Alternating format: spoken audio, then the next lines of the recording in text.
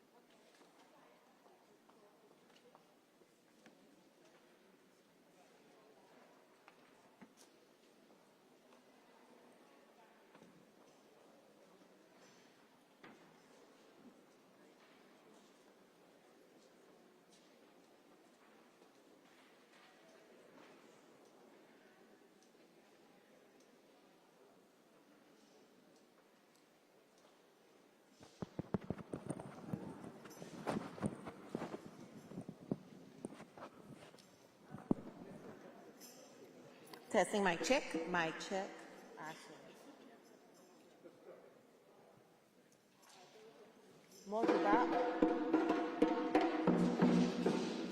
Mojiba oloru, mojiba olosim, mojiba olodumare. Oloru narabasidae, oloru narabasunike, oloru naraye, oloru nelemiajiba. Olodo liajiba. Mojiba sheda, mojiba koda. Mojiba ye oguno ni oguno dono la. Mojiba baba, mojiba ye, mojiba ra, mojiba ile. Mojiba Bobo Wan, Ologo, Araun, Oluwo, Ialosha Babalosha, Eguni Belese Olodumare.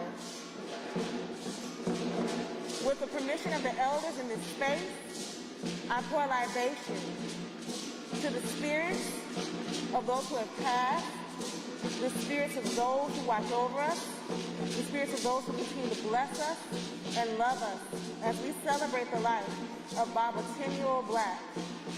As I pour water into this plant, representing the flow of spirit from our realm into the earth realm, please think of and say the names of any ancestors, any loved ones who have passed that you would like to be in this space with us as we continue to celebrate the spirit of Baba Timuel Black. Ashe. At this moment, say any names of any people who have passed. Aloud, all together. Catherine Elizabeth Willis Henderson, Ashe. Ashe. Ashe. Martin Luther King Jr., Ashe. Malcolm X, Ashe. Harold Washington, Ashe. Ida B. Wells Burnett, Ashe. Gwendolyn Brooks, Ashe. Nat King Cole, Ashe. Louis Armstrong, Ashe. Lil Hardin, Ashe. Ashe. For all of those names we do not know, we pour libations and say Ashe. For all of our grandmothers, grandfathers, aunts, uncles, Ashe. For any children who may have passed, for brothers and sisters who may have passed, for friends and community who may have passed, we pour libations, we say Ashe. To all of the spirits waiting in the spiritual world that are waiting to come back into human form, we pour libations and we say Ashe. We give thanks to all ancestors across all space and time, all of our ancestors who exist all over the world that are here in Chicago. We pour libations and we say Ashe. Ashe. Ashe. Ashe.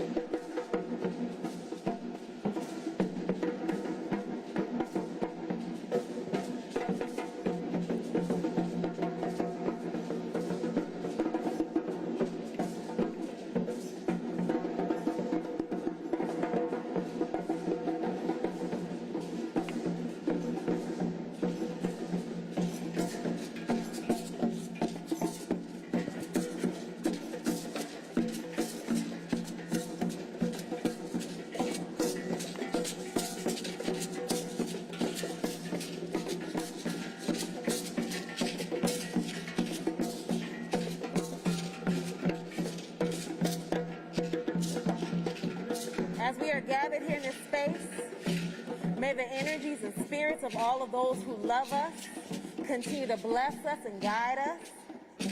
May they be with us as we continue throughout our days. And to all of the life that exists, Ashe.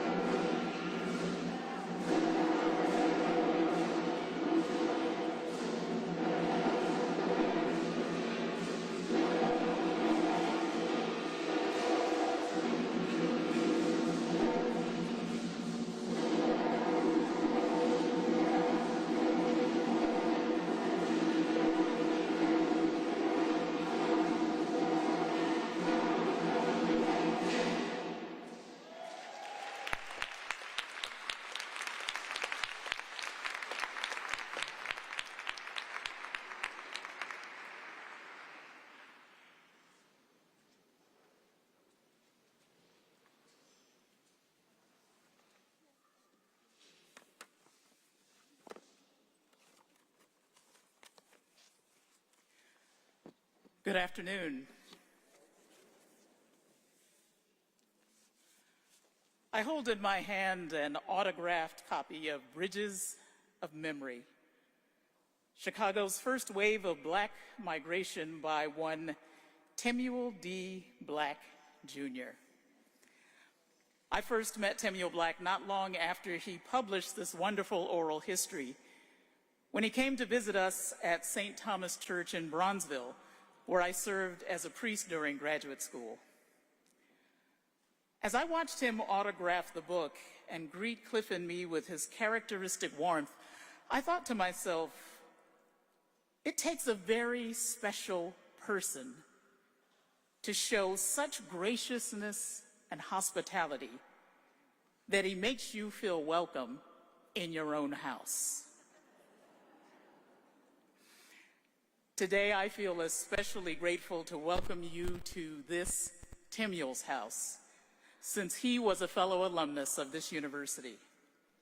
My name is Morris Charles, Dean of Rockefeller Memorial Chapel here on the campus of the University of Chicago, and it is my privilege to greet you on behalf of Timuel and his family and friends and loved ones, especially his beloved wife, Zenobia Johnson Black.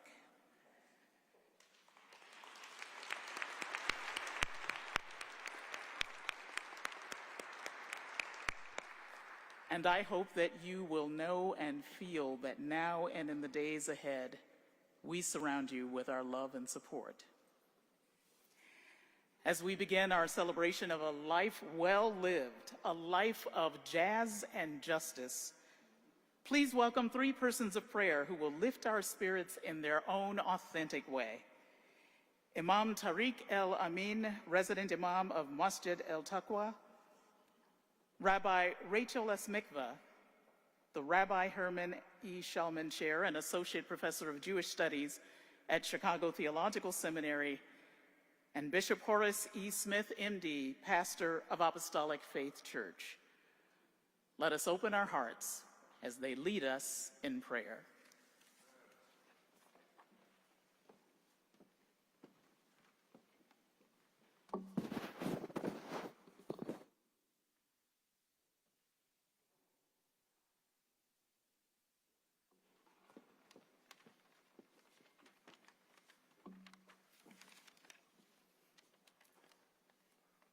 Good afternoon. And from the Muslim faith tradition, Assalamu alaikum. May the peace that only God can give be upon each and every one of you. Let us pray. In the name of God, our merciful benefactor, our merciful Redeemer, all praise, honor, and glory belong to God, the Lord, cherisher and sustainer of all the systems of knowledge. Guide us to the straight path, the path of pure speech and righteous deeds, the path of those who live with the blessing of your remembrance, and not those who harm themselves through forgetfulness of you. Part of the prophetic model is to call people to remember where they came from and to remember those who came before them, to call us to remember our struggles and our victories, to call us to remember our uniqueness and our connectedness. We thank you for giving us Brother Timuel Black. We thank you for directing him to teach, to agitate, to organize, and to share his life with the city of Chicago and the world. Help us to see the best in each other. Help us to use the knowledge of a divided history to build a united, healthy future together. Amen.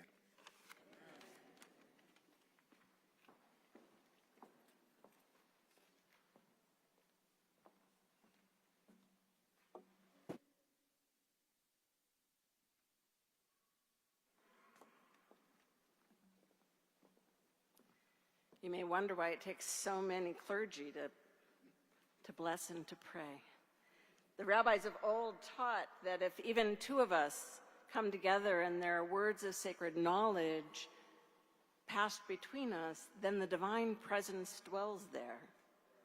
My Christian cousins may recognize echoes of that from the Gospel according to Matthew, where 2 or 3 gather in my name, there I am in the midst of them.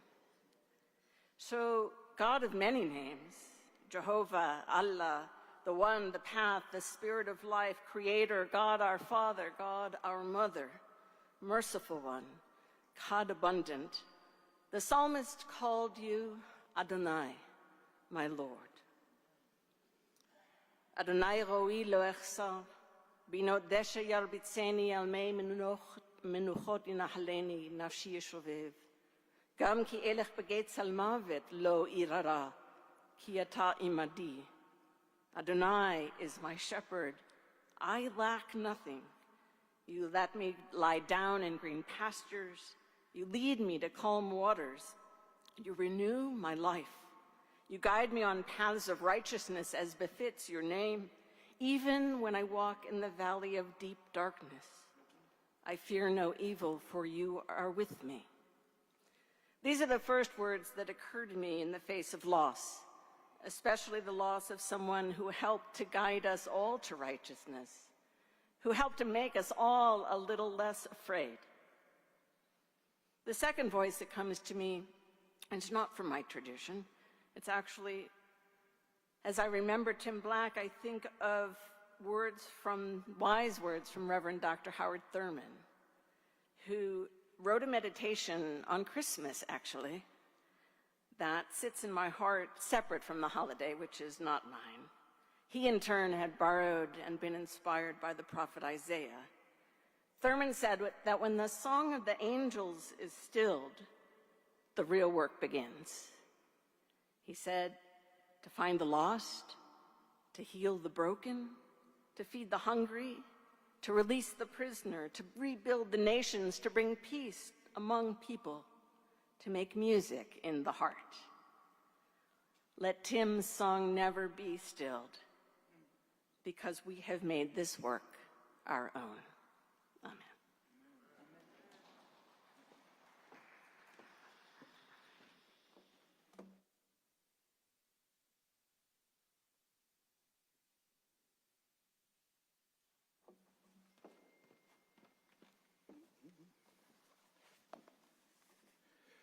Good afternoon, everyone. To the honored governor of this state and the mayor of this city, to the chancellor of this august organization and institution, and certainly today to the family of Professor Black, we honor you today as we come and gather as a people of God together. The program says that we come to remember, and we come to reflect, and we also come to honor. God, you have taught us to follow the examples of those who teach us values and virtue. We thank you for the life of your choice servant, Timuel Black. We thank you that for decades he taught us excellence, he taught us true humanity. You remind us through one of your other prophets, Dr. King, and I quote, he says an individual has not started living until he or she can rise above the narrow confines of their individualistic concerns to the broader concerns of all humanity. What a life that Dr. Black taught us. He epitomized exactly these sayings. He understood value and virtue of every person. Perhaps we can reflect on the issues of these pandemics we're dealing with even today. The biologic one, the economic one, the social justice one. But I believe above all those, we're dealing with a pandemic of forgetfulness. We have not remembered what you have taught us, Lord, that from one blood you made all of us, that we inhabit this planet together. And perhaps the pandemics remind us that we must all appreciate each other. Thank you for this life of Timuel Black. What a great example of humanity. One who was an historian of the first rank, a champion for social justice, a demander of liberty and justice for everyone, a humble servant, a model of excellence. Father, forgive us as we struggle. We struggle under the burden of not recognizing one another. We have forgotten in some ways the beauty of our common humanity. Forgive us today. Let Timuel Black's legacy and life not only remind us, let us not only come today to honor him, but Lord, our greatest honor would be to epitomize the values and the virtue that he taught us. So even today, as we gather together from all walks of life, teach us the honor of commitment. Teach us that we must embrace his life by more than words, but by acts and deeds. And teach us that from one blood you made us all, as we strive to reach a future that is better, the one that Timuel Black demanded that we work toward. Thank God for his life. Thank God for his legacy.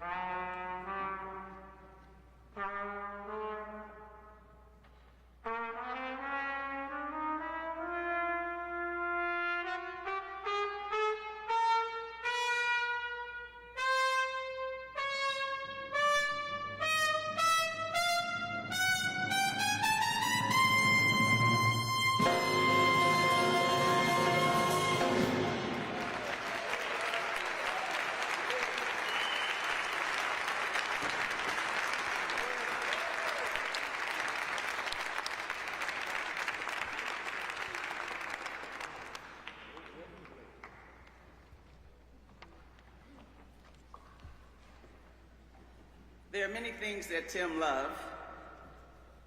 Jazz was definitely one. Let's hear it again for that fantastic tribute. Leandra Lopez Verratti on piano, Stuart Miller on bass, Yusef Ernie Adams on drums, and the incomparable Orbit Davis on trumpet. Thank you.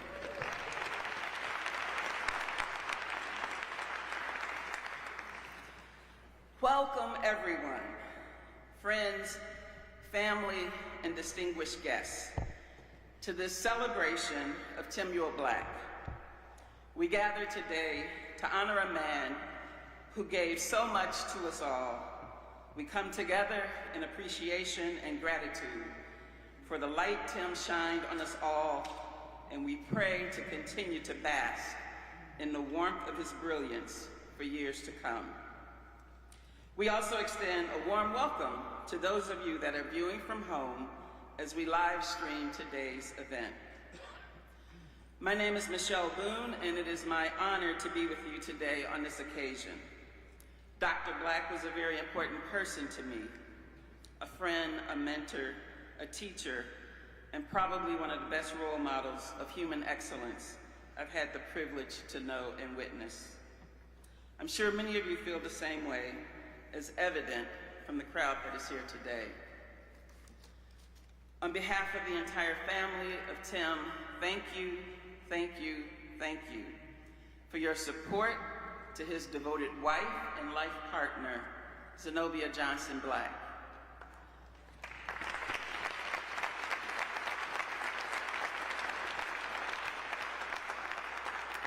Many of you here are here because of Tim and his many accomplishments. I'm here because of Zenobia. Tim just happened to be that man that lived with Z. Losing a loved one is never easy, and losing a legend is even harder. So I ask that you please continue to keep Zenobia in your heart and prayers.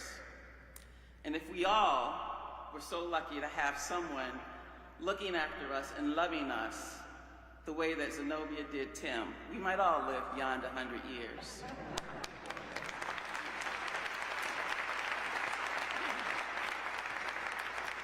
So we have a full program today, and I'm here to ensure that all of our speakers and performers keep to the time limits. We all love Tim, and we want to be sure to honor him respectfully and on time. So we'll begin with remarks from the Honorable Governor of Illinois, J.B. Pritzker, followed by our Honorable Mayor Lightfoot, and then hear from Robert J. Zimmer, the Chancellor of the University of Chicago. Their remarks will be followed by tributes from poet Usini Eugene Perkins, and finally from Juliana Richardson, founder and executive director of the infamous History Makers program. So please join me now in welcoming the Governor of the great state of Illinois, Governor J.B. Pritzker.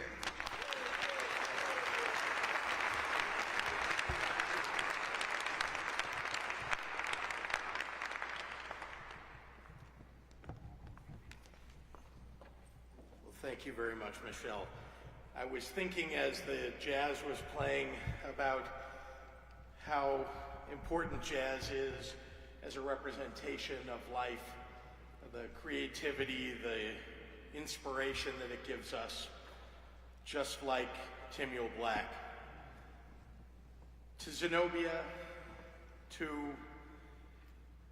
Ermetria, to her husband, Maurice Thomas, and to all the family and friends who had to wake up in a world today without Timuel Black, and a few weeks ago for the very first time. It can be an imposition that so many of us want to express our grief to you. We miss him too, and we want you to know how much we miss him. So thank you for allowing us to honor him and his legacy. It's important for Chicago, for Illinois, and for the nation. Most of us could only hope to witness a century on this earth. Timuel Black shaped his century. He took on corporations, fighting to ensure black voices were loud and proud in the labor movements of the 20th century. He took on the state of Illinois to protect the right to vote for all people.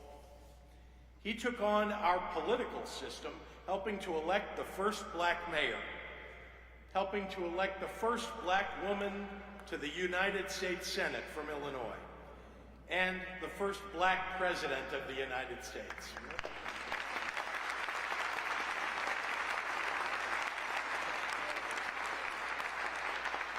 He inspired the next generation, students and reporters and historians and activists, and of course among those, the young man who came to Chicago, became a community organizer, and was elected president.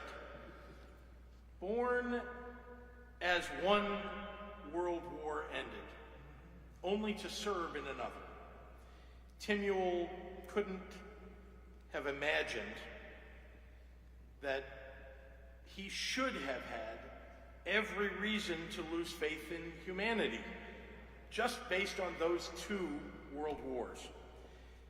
Many others might have lost faith. But Timuel was different. He always carried with him, as he called it, an attitude of optimism. In rightful and righteous mission, he always pushed forward with heart and with zeal. He documented the Great Migration that shaped this city and this country and changed history as he lived it, standing up for black students in Chicago public schools, standing up against Jim Crow housing and job discrimination here on the South Side. He never lost sight of what he hoped this great city that he loved would someday become.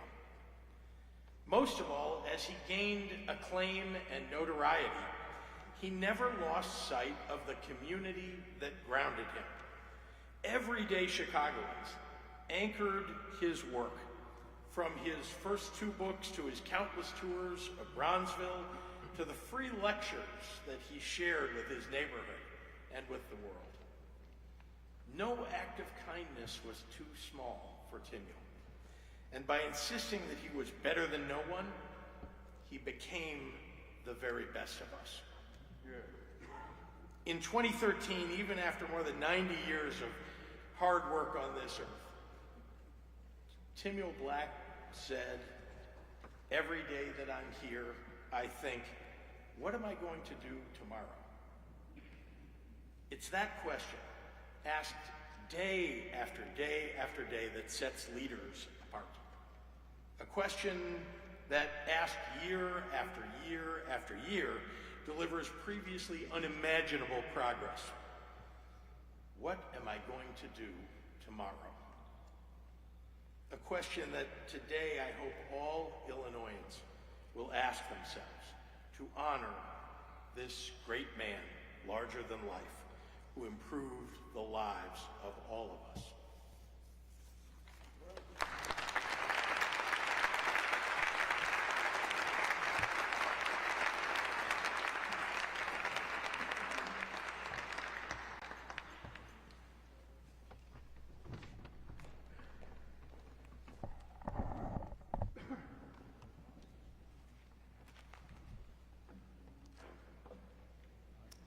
Good evening, everyone.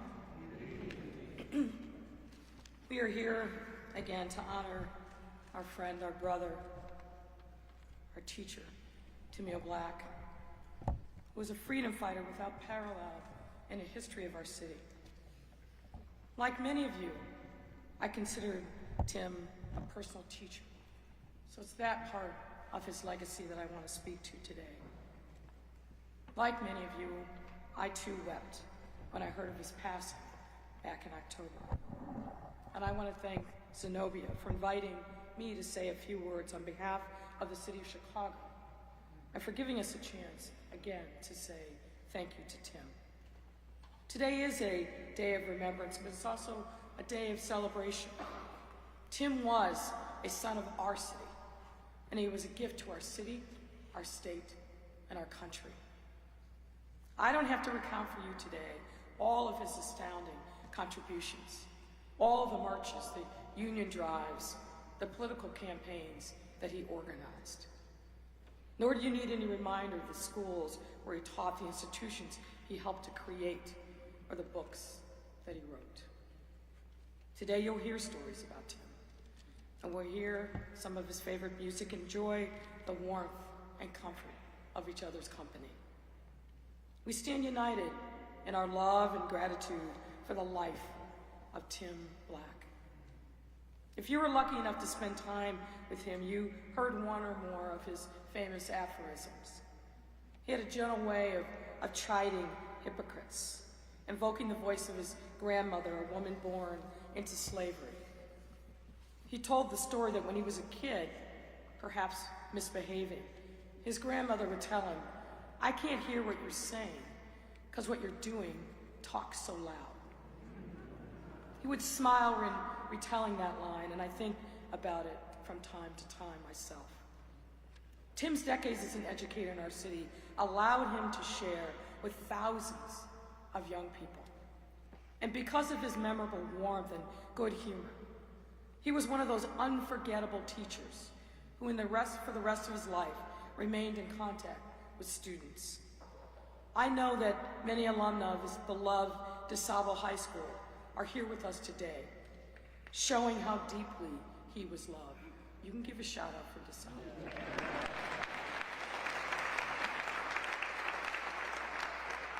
And anyone who was close to him knew he never, ever stopped organizing, advocating, and spreading his spirit of optimism.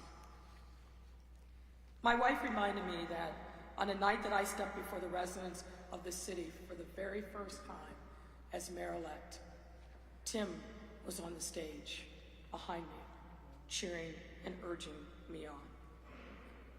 As a Black person in this world, most of us know that we can recite by name the giants on whose shoulders we stand.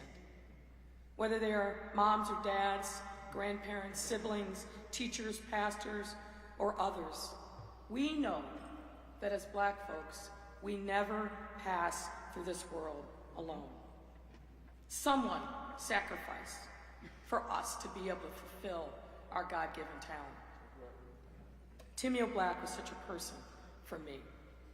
His life work paved the way for Lori Lightfoot to be the mayor of this great city. His footprints were ahead of me on my path, and he carried the bright lantern as I forged into the unknown ahead of me. Tim was a man of action and not just of words. So let's commit ourselves to making his an evergreen legacy by picking up the torch that Tim left for us. Let's strive to walk in his footsteps, follow his example, and never cease fighting for justice, equality, peace, and dignity for everyone in our life, in our existence. Thank you all. Thank you to Zenobia. God bless you, God bless the family, and God bless Tim Black, our brother who's been called home. Thank you.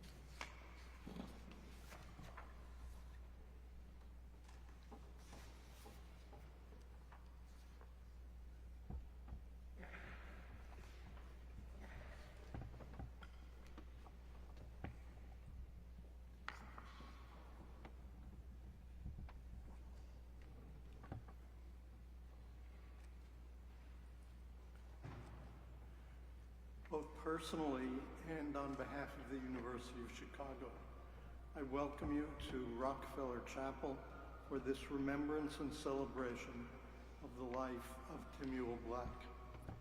I especially want to welcome his family, particularly Zenobia Johnson Black, And I also want to offer a welcome to Governor J.B. Pritzker, Mayor Lori Lightfoot, and other elected or appointed public officials who are here with us today. I offer my sincere condolences to all those for whom the loss of Tim Black is a deeply personal loss. And I know there are many here today for which that's true. Rockefeller Chapel is a fitting location for this service, for it was on this site in 1956 that Dr. Martin Luther King Jr. made his first major speech in Chicago, an event that Tim helped make possible.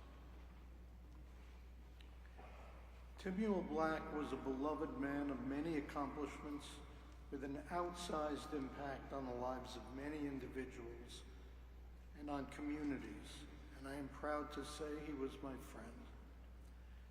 I also want to remind you that he was an alumnus of the University of Chicago, having completed his master's degree in history here in 1954.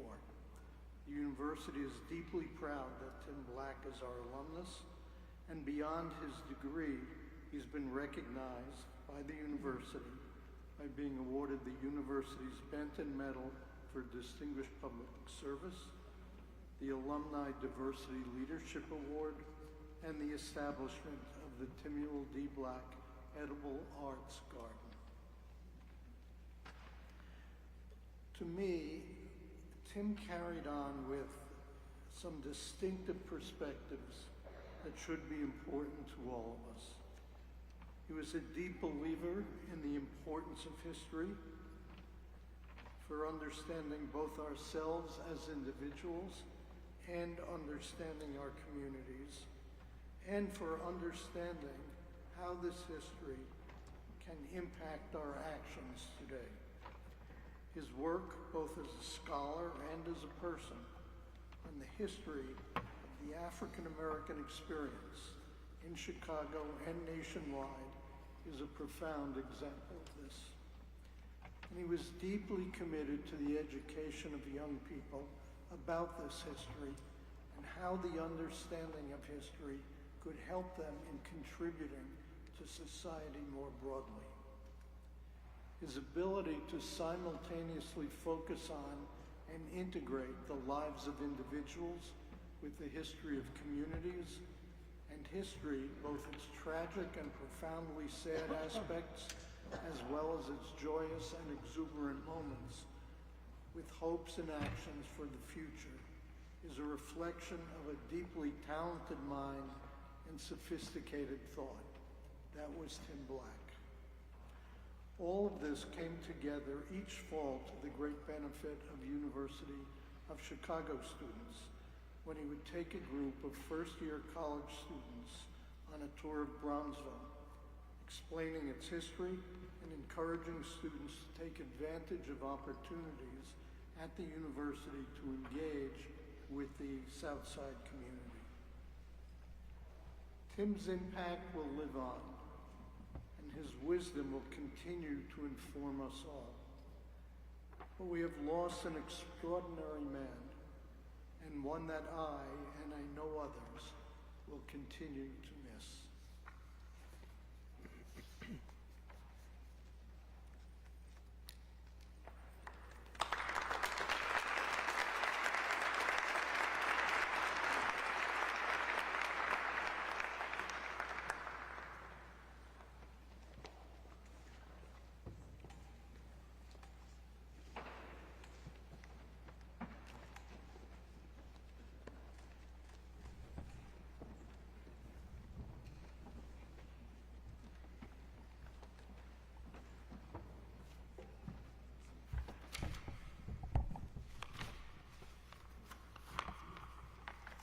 My deepest sympathy to Sister Zenobia and family. This is not a memorial poem. This is a poem I wrote for Brother Timuel when he was living at age 100.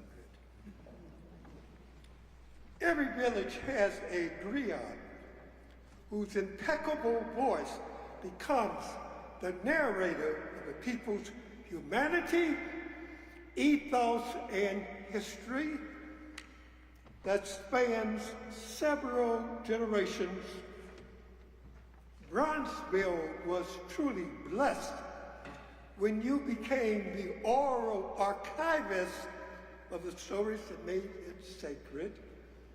From the days it was called the Black Belt to the first Black migration, when many of our people left the South from the cane fields of Georgia and the Delta region of Mississippi, from the cotton plantations of South Carolina, and your birthplace of Alabama, seeking consolation from racism to labor in the stockyards, steel mills, and factories, and Carl Sandburg's city with the big shoulders.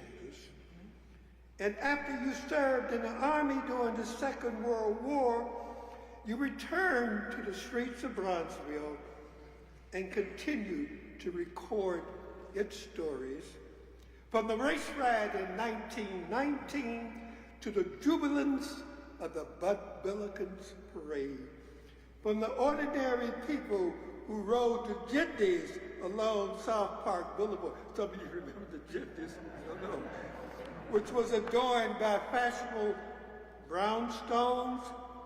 When artists of many genres exhibit their creative works at the Southside Arts Center and the DeSable Museum of African American History, when the blues and jazz artists grace the stage of the Regal Theater with crescendo that rivaled Harlem's fabled legacy as the epic center of Black culture and art.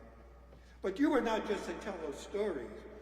You also helped to make them and champion many causes as an activist in Chicago's freedom movement, and mobilized Chicagoans of all hues to participate in the March on Washington, and became a striving force in our fledgling Black labor movement.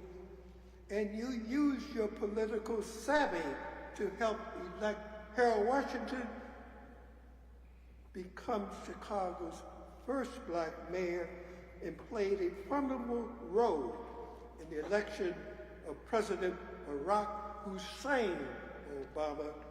Your voice echoed the diligence of our ancestors and leave an indelible legacy on every aspect of Bronzeville, protracted struggle for social justice. And we praise you with calabashes of love for being our centurion griot who told our stories with integrity and compassion. Peace, love to everyone.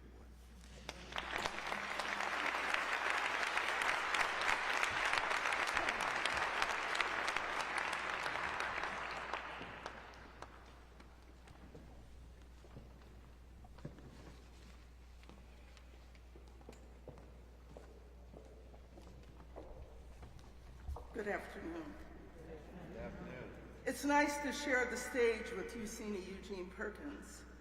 He is one of our history makers, as are many of you in the audience. But I read about Eugenie when I was a college student and an aspiring actress. It's so fitting for us to be here in Rockefeller Chapel. Tim loved Hyde Park and the University of Chicago. Like Michelle Boone, I want to thank Zenobia. I want to thank you for how you loved Tim. You loved him into 102 years of wonderful living, and you were not selfish with your love. You allowed all of us, and I mean all of us, to sit with him, to engage him, to learn from him, and for that, all of us are indebted to you. And now we need to hold you up in this season of your living. Chicago has its lakefront, its sports teams, its cultural institutions, its skyline, and Chicago had its griot. and his name was Timuel David Black. Born on December 7th in the year 1918, Birmingham was his birthplace, but Chicago was indeed his home.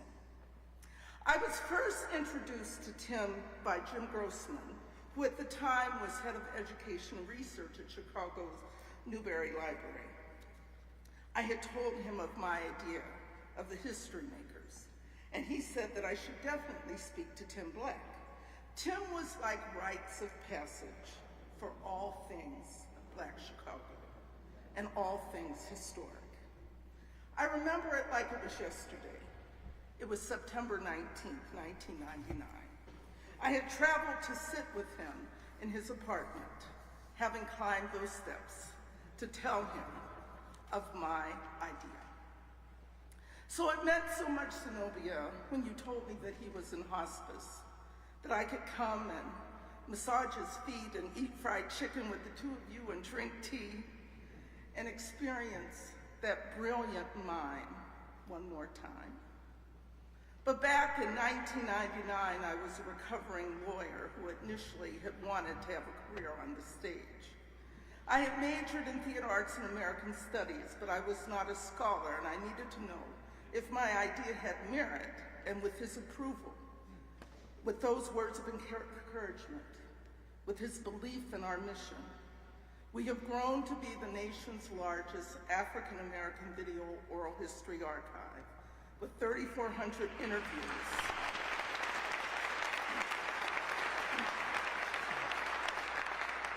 Life stories of well-known and unsung African Americans recorded in 413 cities and towns across the United States and abroad.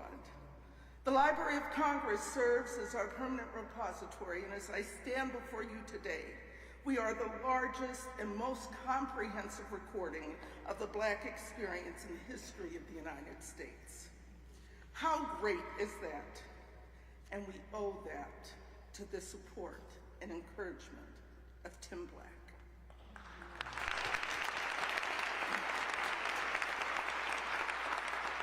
He was always there for us to talk things through, to provide context, even up to 3 weeks before his passing. I was the student of the ultimate teacher, and I will always hold him, this man, in my debt of gratitude. I remember once when he was presenting for us at the University of Illinois, how I marveled at how in the telling of his own story, he simultaneously gave us a history lesson in the Black experience. In the early years, we returned to South Drexel to interview him on June 19th, 2000. And my favorite quote from that time, when he said that Uncle Sam had come calling, and he said he didn't have an uncle named Sam. I repeated that so many times. In the beginning of our interviews, we ask our favorite questions. And so we asked him those. His favorite vacation destination. He said he didn't like to take vacations. I go on conferences occasionally. I go out of the country. That's like a vacation. Your favorite time of year, Tim? I like spring and fall in Chicago. Those are the times that I enjoy most because I can walk casually and just see people. Your favorite food? He said, I really don't have any favorite foods. I grew up during the Great Depression, and that period of my life, you felt good just having food to eat. He chuckled.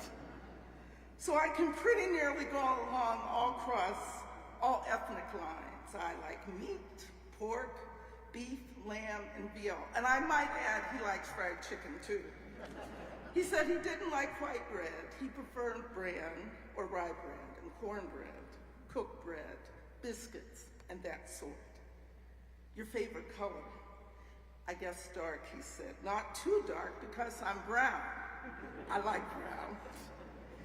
Your favorite phrase or saying?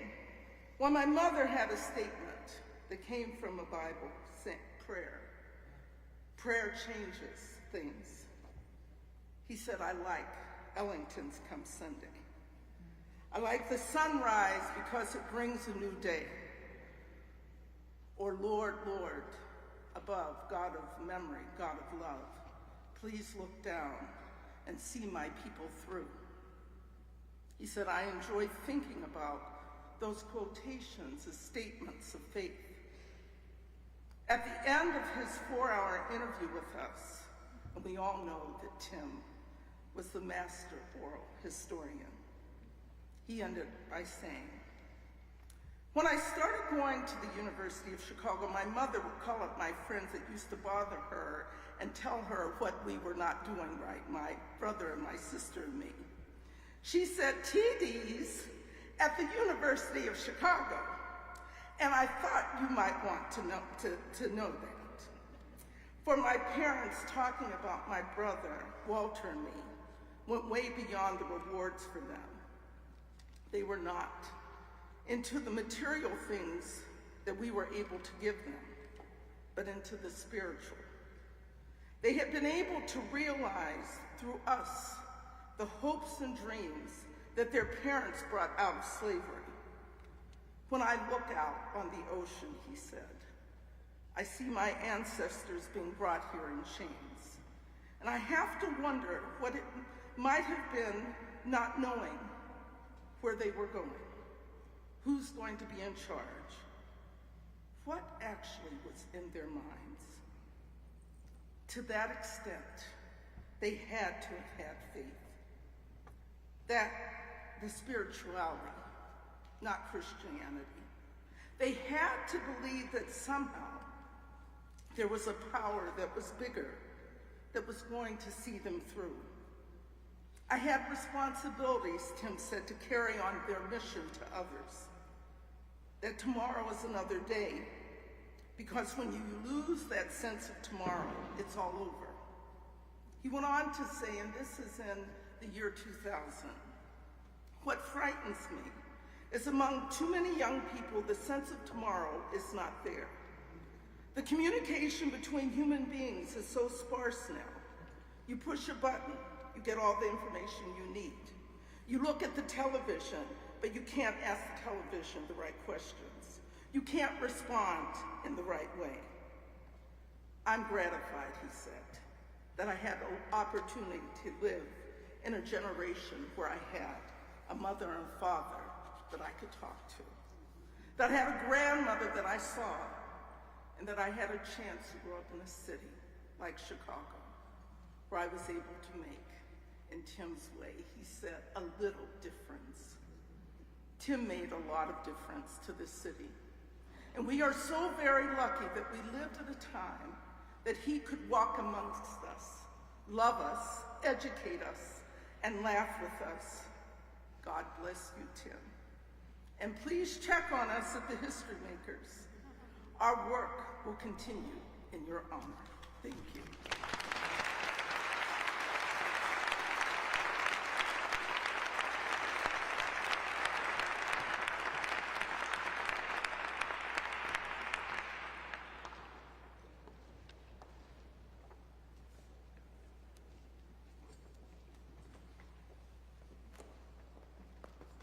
Jazz has a happy tone of encouragement and an inspirational sound, and most of jazz is humorous and informative. Even during the Depression, we were not depressed, because wherever we happened to be, jazz music would give us information about life, and the beat we would walk to on the streets would make us feel good toward one another. And there was a universality and a humanity to the music that made us feel trouble don't last always. These are the words of Dr. Timuel D. Black, Jr. I had the pleasure and the honor of meeting Dr. Black at one of my first nonprofit roles, which was remarkably the Jazz Institute of Chicago, as it still is, again. He was on the board along with the likes of then State Senator and now current U.S. Congressman Jesus Chuy Garcia, political strategist Don Rose, and Lou Kreinberg, all of whom worked together in the Civil Rights Movement. They began discussions with teachers and band leaders that resulted in the formation of the Jazz Institute's Jazz Links education programs in 2003. These programs live on in our Jazz Masters Residency Program in public schools, Jazz Link Student Council, jam sessions, and so much more. Dr. Black served with dedication on this board for over 25 years, and even through the pandemic, you all, he attended every Zoom meeting, and monthly, and I have to thank Zenobia for making sure his electronics were set up right. It was a joy to see your face every month as well. He always also contributed to the conversation and to the vision for the organization and our programming. And I know we were just one of many jazz organizations that he was a part of. Hyde Park Jazz Festival, the Hyde Park Jazz Society, the Southside Jazz Coalition, the Duke Ellington Society, and many more. This deep love of jazz was a part of his whole life, and it started with Louis Armstrong. His mother took him at age 5 to see Mr. Armstrong at the Vendome Theater. Baba Black was also one of the neighborhood kids that Mr. Armstrong would take to the movies. He and his friends were attracted to Duke Ellington equally for his artistry and sophisticated scores, as well as their high fashion style, which they felt reflected the true dignity of our race. This summer, the Jazz Institute was proud to be awarded a prestigious re-granting initiative from the city of Chicago that, with his blessing, we named the Dr. Timuel Black Inspiration and Education Project, where we have awarded 6 musicians cash for themselves, as well as program money to teach and create music in the communities of their choice.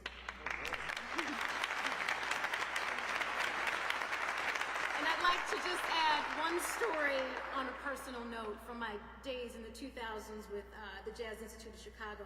In addition to informative car rides, breakfasts at Beloy's, and driving through Bronzeville, stories about how the Harlem Globetrotters got their start, I remember one moment from those days.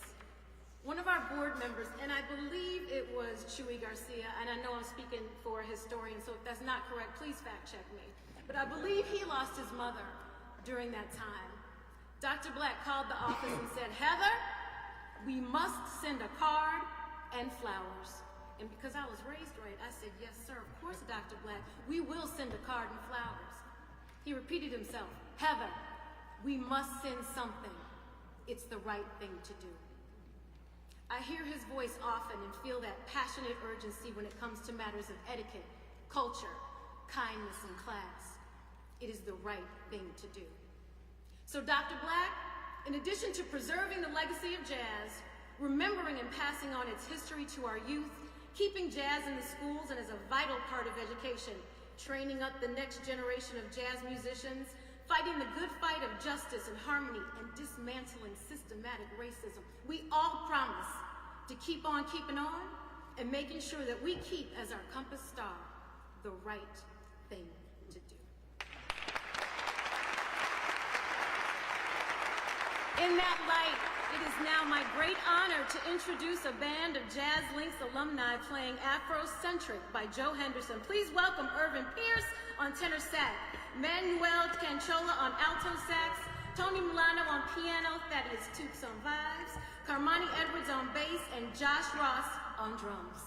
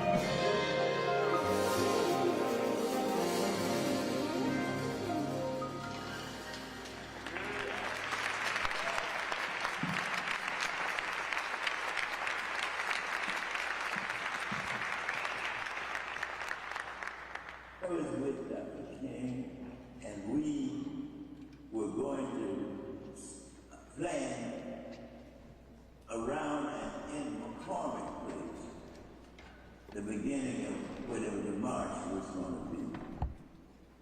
And we were coming up steps, and a young man was talking on the telephone in the room that we were going to. And that was Duke. Dr. King said, "Oh, that's Duke Evans." Duke looked around and saw Dr. King and said, "Oh, that's Dr. King." Well, almost immediately, they met together and shook hands. And I was not rejected, but I was out of the conversation of Dick Fiction as they talked to each other about how music was a very important part of the civil rights movement. And since I was not a musician, only a listener, and these two chants of music and demonstration were talking with each other about how they could cooperate with one another. As they were talking about one another, to one another. And I was so proud that since I had met and knew both of them, I just listened to the conversation until it was completed. That, for me, was a famous day in history.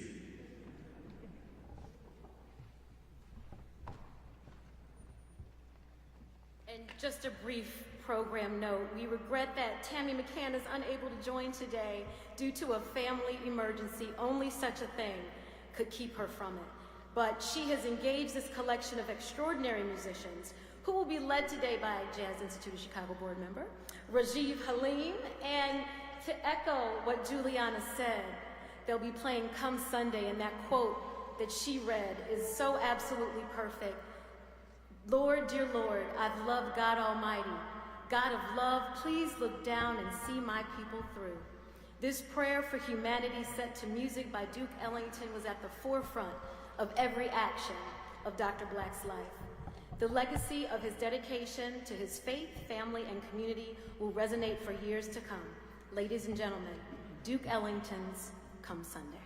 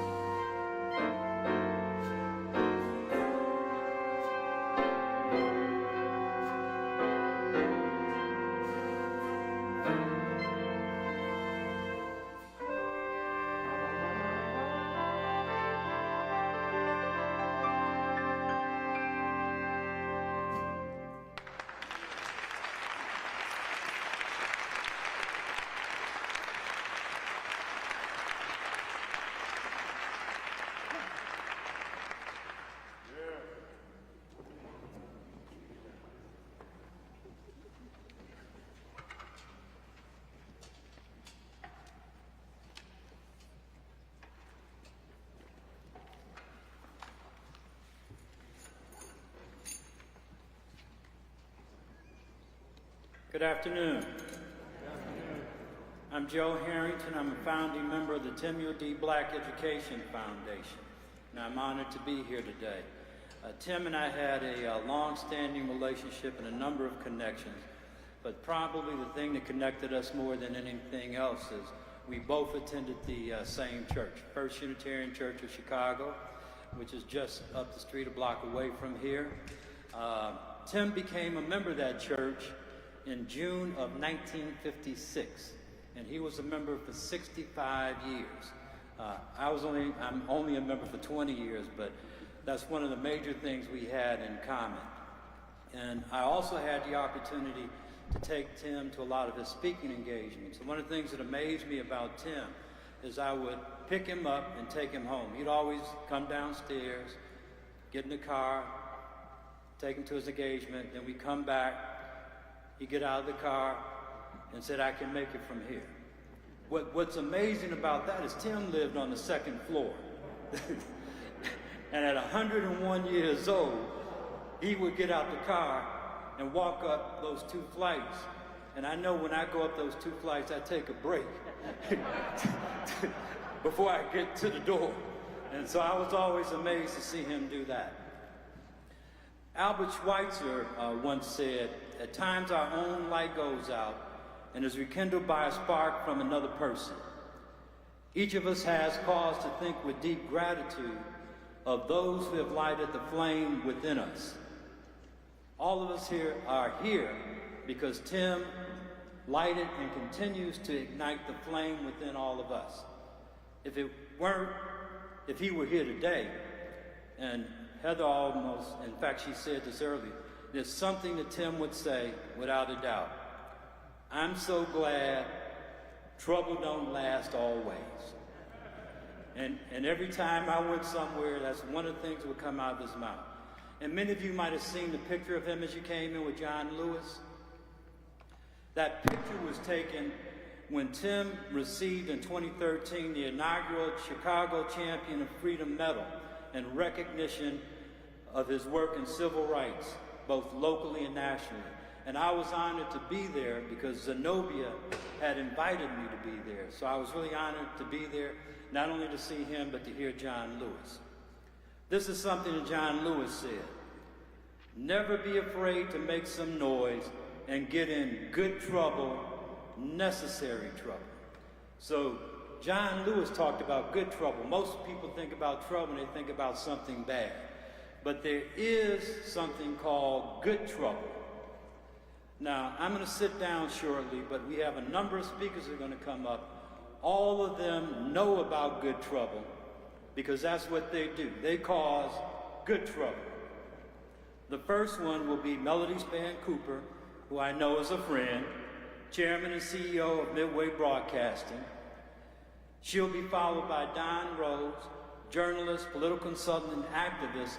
I actually told him that he and I had met when I was a very young man because he helped manage Al Raby's campaign when Al Raby ran for alderman, and I was Al Raby's driver. After that, he'll be followed by Robert T. Starks, Professor Emeritus, Northeastern Illinois University, and then Greg Kelly, President, SEIU Healthcare, and board member of the Coalition of Black Trade Unionists, the Chicago Federation of Labor, and United Families. As I step away, I'm going to leave you with one last quote that I think should inspire all of us, and these are the words of Paul Robeson. Sorrow will one day turn to joy. All that breaks the heart and oppresses the soul will one day give place to peace and understanding, and everyone will be free.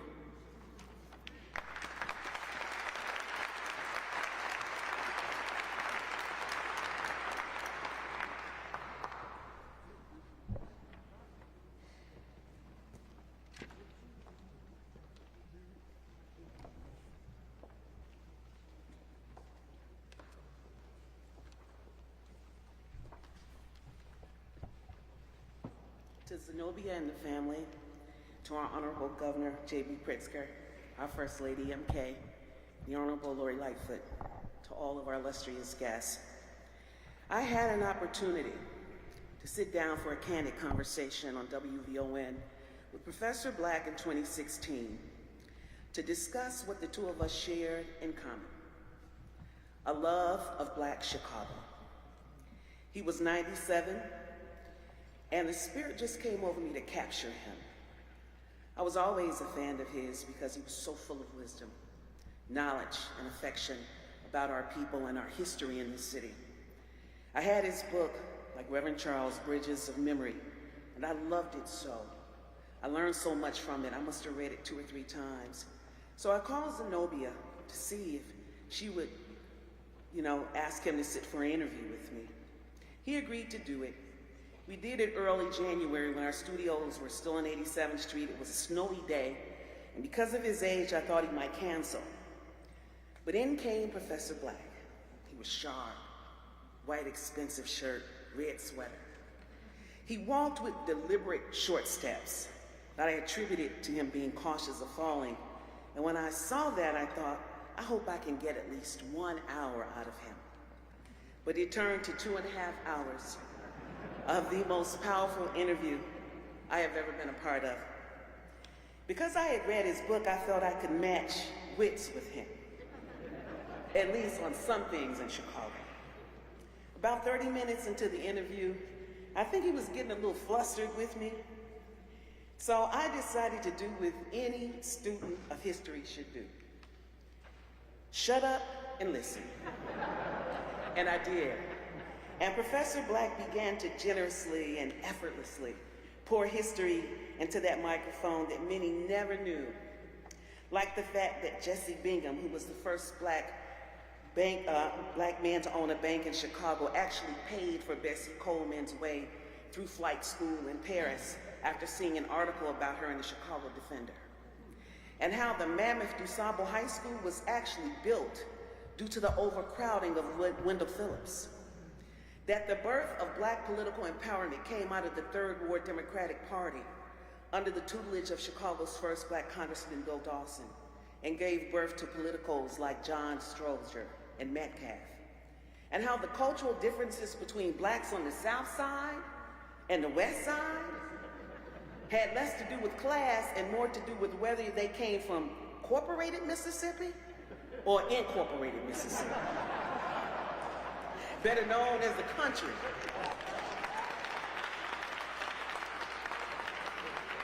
And how 63rd Street was the center of the universe for Black entertainment, hosting the likes of Billie Holiday, Johnny Hartnett at the Strand and Fitzhugh's. It was fascinating. Professor Black told fascinating stories.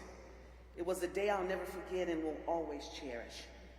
I was taught that people are born with talents and gifts. Talents are those things we do well, that we work on, that we practice.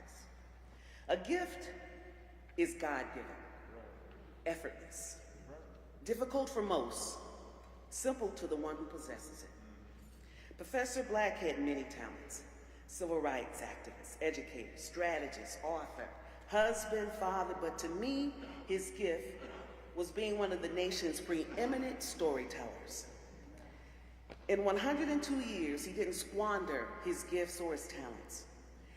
As a Christian, Pastor Smith, I believe we all have to meet our Maker. When some of us get there, I think God just says, just come on, just come on. I think when others of us get there, he says, "Well done, my faithful servant." But when Professor Black arrived, I believe God said, "Wow." Wow. Well done, my good and faithful servant. You finished your course, and much like my servant Moses, you worked to free your people. Your work was well done. Rest in heaven, Professor Black.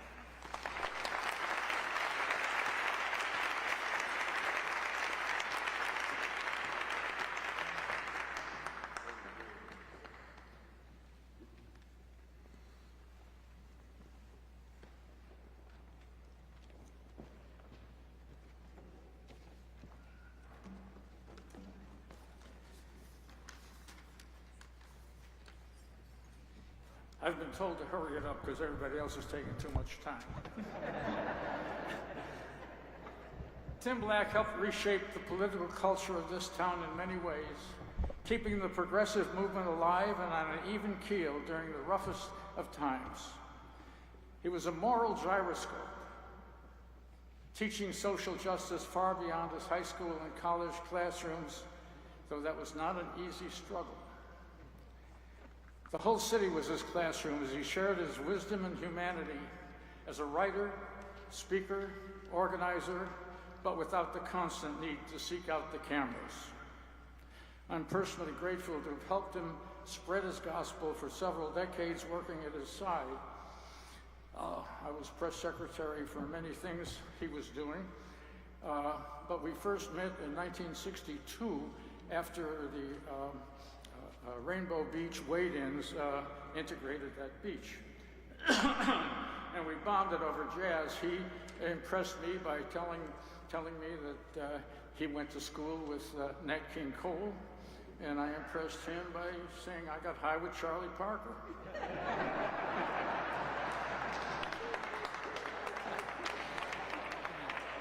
In 1963, he asked me to serve as press secretary and consultant for his independent campaign for alderman of the 4th Ward. We didn't win that one, but it was a very important point because we organized several others, I think there were 7 independent black candidates who were working, as we put it, to increase the quality and the quantity of black representation. And this is when Tim introduced the phrase that really put him on the map, plantation politics. And we went on after that to organize the Midwest area for the March on Washington. I was his press secretary there. And for many other things, we went on to the school boycotts. Some of you may be old enough to have seen the movie about it anyway. In the following years, it was Tim who reached out to the budding independent political movement on the north side, which led eventually to the coalition that helped elect Harold Washington mayor, as well as later, what's this guy's name? Obama, yeah.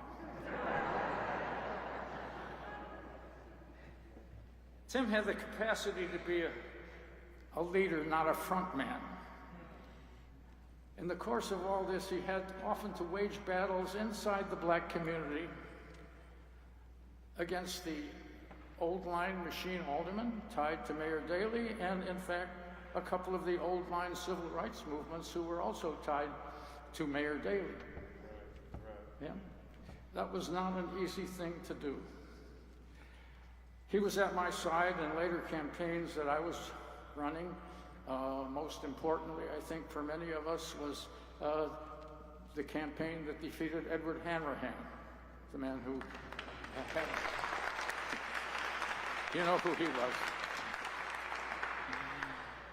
Anyway, we went on doing many, many things together, and our biographies merge quite often on the next 2 or 3 decades, so including being on the Jazz Institute board together. And so rather than give you my biography, I'll let the other people talk about Tim's. I do want to say that the last time I saw him, we were at the Hyde Park Jazz Festival's, excuse me, that's an allergic cough, don't worry. The Hyde Park Jazz Festival's fundraiser, and it was held, of all places, in a venue in Bridgeport. Some of you may be old enough to know that Bridgeport was the den of iniquity run by Mayor Daley and other such folk. And I looked over at Tim over the table and I said, Tim, did you ever imagine that we could be sitting with another 50 black people in the middle of Bridgeport listening to some jazz? And he said, I never imagined that. Well, I'm glad he lived to see it because he helped make it possible. Thank you.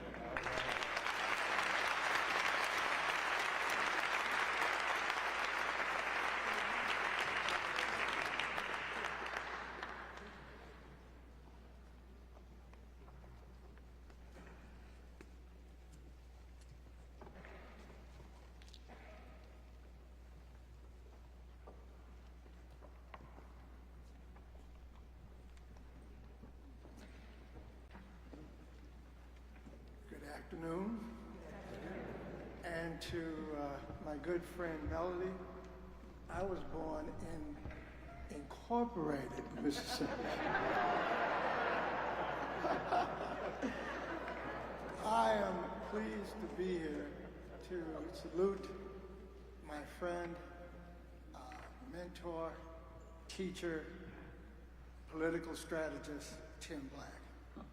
I was in the park with Reverend Jesse Jackson and hundreds of others at Tim's 102nd birthday that was held in the park right across the street from his house. And we enjoyed every bit of it. He was in great spirit. And I remember walking out of the apartment to the park with him, and he said, you know, the D in my name stands for damn. So he said, I'm Tim Damn Black. Tim was, of course, a historian, but I like to think of him as not only a historian, but a political scientist. He was a political activist, a strategist, and of course, a political historian who understood politics from the bottom to the top. After serving in the Army, and attending Roosevelt University and later the University of Chicago. He served at Roosevelt with some of the giants of black politics. Men like Harold Washington, Gus Savage, Bennett Johnson, and others.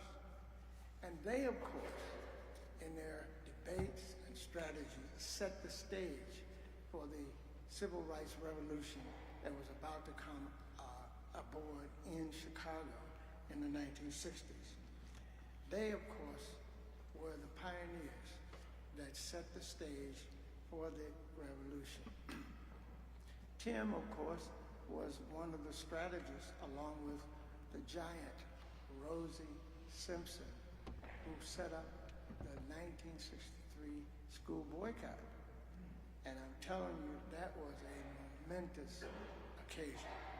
He, of course, also was the leader and organizer of the March on Washington from Chicago. Tim's political activism carried him far and wide. And of course, as has been stated, he was the, I guess you would call him a strategist, but also an advisor to Carol Moseley Braun, the first African-American Chicagoan to go to the U.S. Senate. And of course, as you know, he nurtured, and those were his words, the great Barack Obama. When Barack Obama first came to Chicago, he sat down with Tim, and Tim gave him encouragement. When he ran for the state Senate, he came to Tim. When he ran for the U.S. Senate, he came to Tim. And lastly, when he came when he ran for the U.S. presidency. Tim was also one of his advisors. Tim, of course, was a registered Democrat, but he was not confined to the Democratic Party. He supported people who were progressives, who were independents. And that was the essence of Tim's political activity. I am impressed as a political scientist with the fact that he coined the phrase plantation politics, which is now a part of political science as a term that describes the way in which the machine in the city of Chicago treated African Americans by pitting one group against the other and controlling everything in the background. This was, of course, his savvy against the Daley administration in the 1950s and 60s. And of course, I would like very much to ask you to join me in giving this great man a standing ovation. Thank you very much.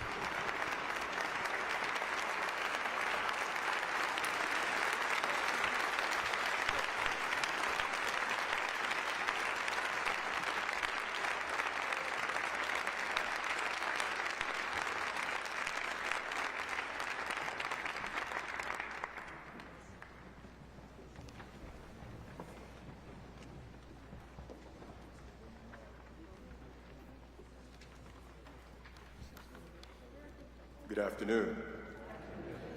First of all, I have to say thank you, Ms. Zenobia, for the call. You truly made my day. I think I cried a few tears, so I want to thank you for inviting me here. It truly is an honor of my life to be here and to speak about one of my own personal heroes, and you and your family remain in my prayers.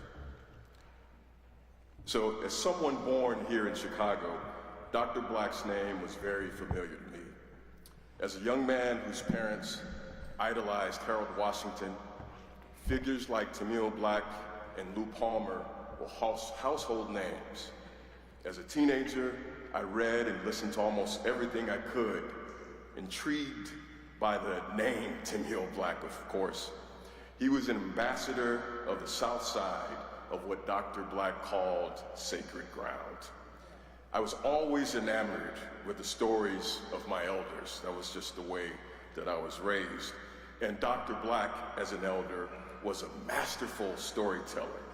And he inspired me as a young man and as an amateur history buff to not only learn the history of Black people in Chicago, but to use it as an inspiration to move us forward.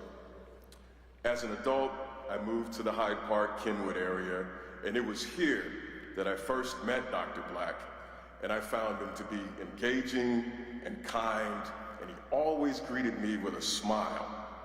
Of course, his beloved Miss Zenobia was usually right by his side, always elegant and disarming. Together, they represented Black excellence and were a model of beauty. Over the years, I would see Dr. Black and Miss Zenobia around the neighborhood, Valois, Medici, and he'd occasionally regale me with stories of Black Chicago's glorious past, but he was always looking forward and hoping to inspire. I would say to him that I want more people in my world to hear your story. One day a few years ago, I ran into him and Susan Klonsky at Medici, and as usual, he was his normal, warm, and engaging self, but it was there that I learned about his book, Sacred Ground. I asked if he'd be willing to come talk to some of our members and our staff about his awesome book. And of course, Dr. Black being Dr. Black, he said yes. And after a few misses, he came and spoke about his book and his life. And it was almost exactly 2 years to today. Needless to say, our staff and members were transfixed by Dr. Black's stories and were amazed by his kindness and the generosity that he showed with his time. He stayed for hours. And let me tell you, the room was transfixed by his stories, and that's no small feat in a room full of union organizers. But Dr. Black, he had all us hanging on to his every word. And it's not an exaggeration to say that Dr. Black left an indelible impression, particularly at that time when there was so much darkness. His stories inspire us, and we learned of his great record as a labor leader and union organizer, co-founding along with A. Philip Randolph the Negro American Labor Council and becoming one of its first local presidents. Our staff and members proudly claim Dr. Black is truly one of our own. Given the trails that he blazed as a union organizer and fighter for social justice, it is all of us that owe a debt of gratitude to him because he was a true model for hope. We were privileged to stand in the light of his optimism and faith, while his wisdom propels us into a world that is truly better because of him. Because of the rich legacy of Dr. Black, we stand ready and prepared to continue the work that he had begun. The promise of a prosperous future will be his continued testimony. Once again, Ms. Zenobia, thank you so much. God bless you and the family. May Brother Black rest in power. Thank you.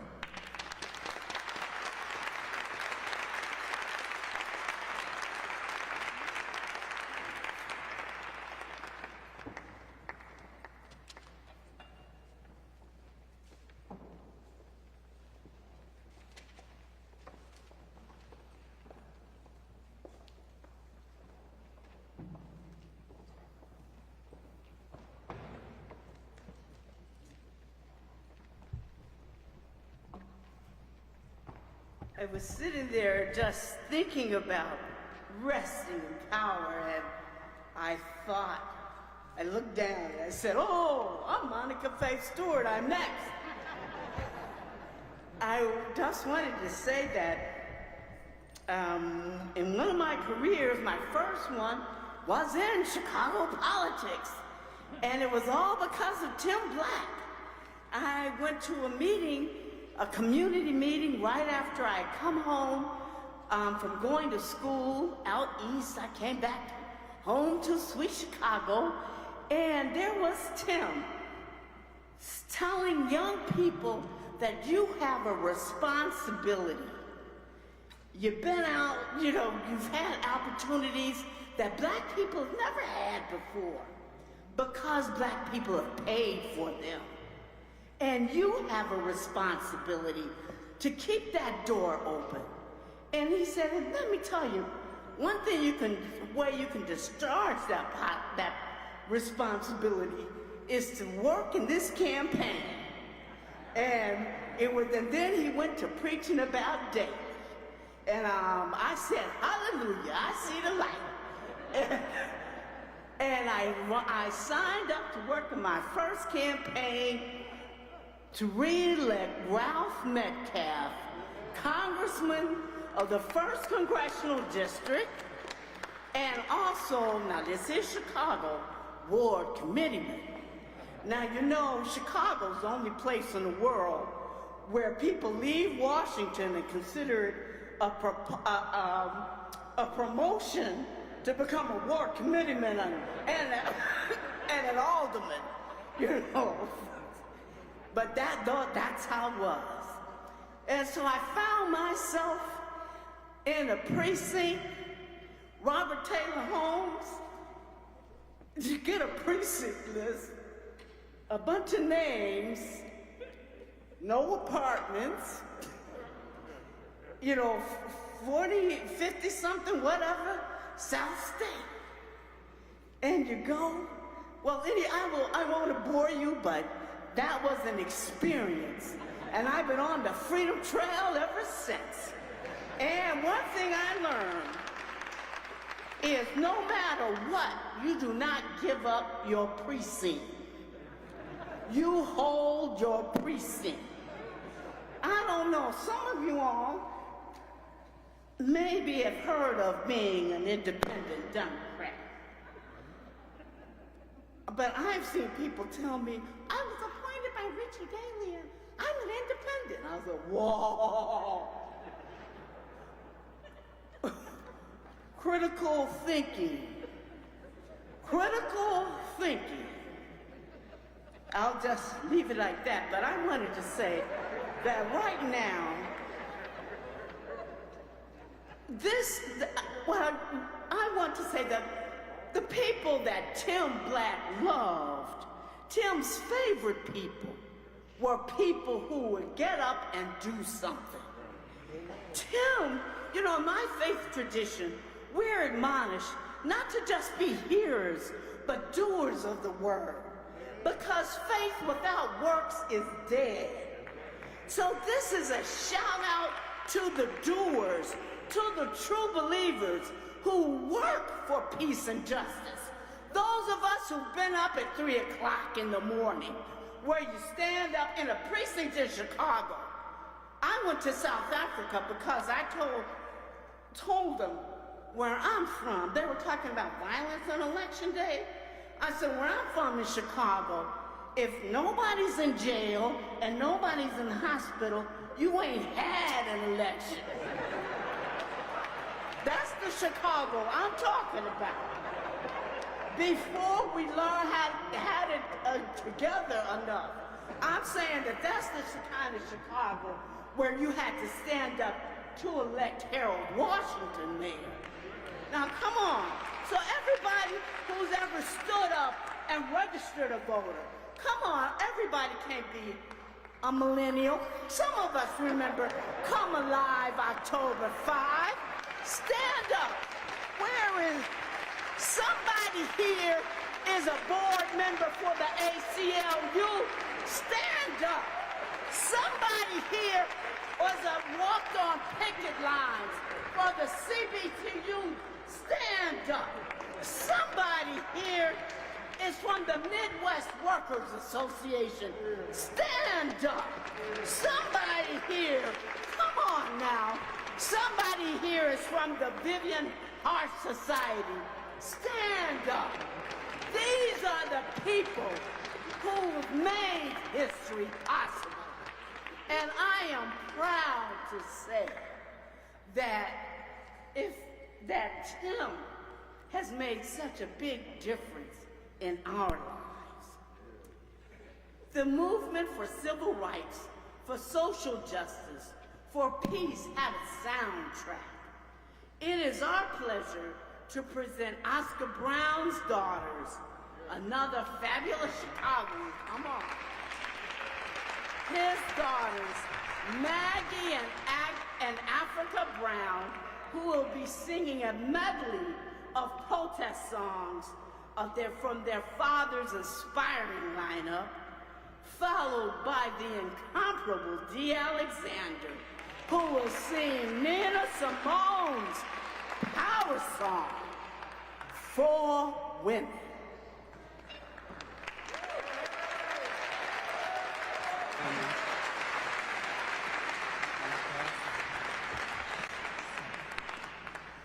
Now, if I'm not mistaken, I once read, back during that short spell I spent in school, that every slave was supposed to get For slaving.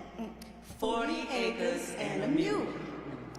Now, I'm not saying this to see folks sweat, because I'm not bitter, neither am my crew. But ain't nobody paid for slavery yet, and about my 40 acres and my mule.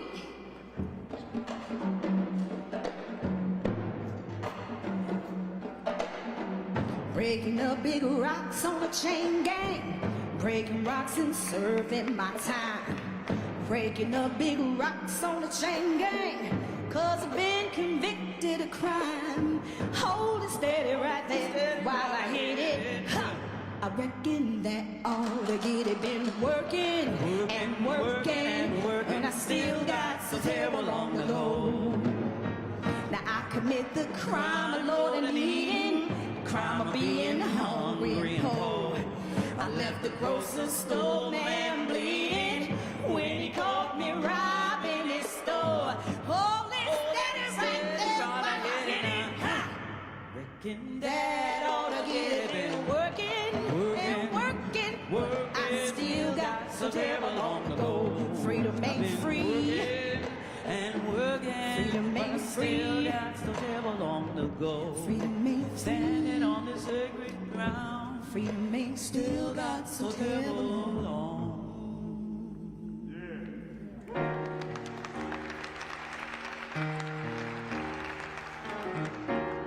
My sister Africa and I are so honored to share in this day, to honor such a great person, such a powerful force in our world. He taught us so much about coming up in the Great Migration. Not only Baba, Professor Timuel Black, but our grandfather, Oscar Sr., he too came up from Mississippi, and Baba from Alabama. Makes it a great migration. And he told us, he taught us, he inspired us to realize Makes it a great that it is migration. a great migration. Tell him, Maggie. What Makes it a great migration is that folk back then would travel great distances to secure a future of positive instances. And though the journey was filled with danger, keeping faith in what's unseen to my people is no stranger. Did I mention all the miles that they covered in search of their hopes and dreams to discover, seeking a life free of grueling labor and an opportunity to taste the city flavor, the way that it moved people out from the sharecropper life of the South, the fact that without Jim Crow, hope and progress had a chance to grow. So I'll tell you what makes it. Y'all say what makes it a great. I know it's Rockefeller, but come on, y'all. I'll tell you what makes it. Y'all say what makes it a great migration. Is that people made a new start in their life, so that their children wouldn't have the same strife. It gave a chance for a better education to move black people forward for the new generation. The music moved up as people moved out into new frontiers and venues, no doubt. Then jazz got a college education. And jazz spread beyond the nation. Jazz spread through cities across the seas. Without segregation, racism could freeze. Music led to more communication, helping improve human relations. The fact that it came with a price, the price of many an American's life. The fact that it made, you see, jazz improvisation made the people feel free. And I'll tell you what makes it. Y'all say what makes it a great migration. I'll tell you what makes it. What makes it a great migration. New landscapes gave way to seeking opportunity. When folk first arrived to build a new community, our people faced struggles and injustice. In spite of odds, we came up winning. You can trust this. And y'all see proof in the metropolis that flourished, making way for the movement which was nourished, building on unity, forging revolution, standing up for our future, marching towards solutions. Way that it moved people out. Came with a pride. The fact that it helped them to grow proud of to wear an afro. So I'll tell you what makes it. Y'all say what makes it a great migration. Baba taught us what makes it a great migration. Standing on sacred ground. What makes it a great migration? Shoulders what shapes the history of you and me. We carry on a legacy. The only way we can be free. Building on that unity.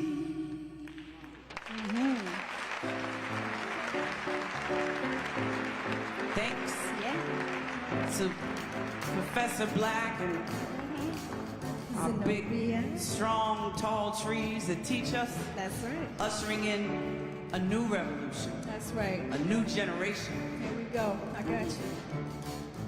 See the sneaky pair over there, scheming after more than their share. See the bully shaking his fist. What a frightful way to exist. They look at things as they are, face up to them fairly. They find life feels finer by far when we just deal fairly with everyone. A new generation is now on the scene. A new generation, not ugly or mean. right, demanding fair play for everyone, and we just won't have it any other way. Greedy grandpa losing his grip used to have us all on his trip. Way back when he laid down the law that enforced your ma and your pa. Progress they did not want to know, therefore revolution was the only way we could go, seeking a solution that could be won. A new generation is coming to power, a new generation, and now is the hour. We're standing for right and demanding fair play for everyone, and we just won't have it any other way. But Tim Black, we say, just won't have it any other way. Tim Black, we say, and we just won't have it any other way.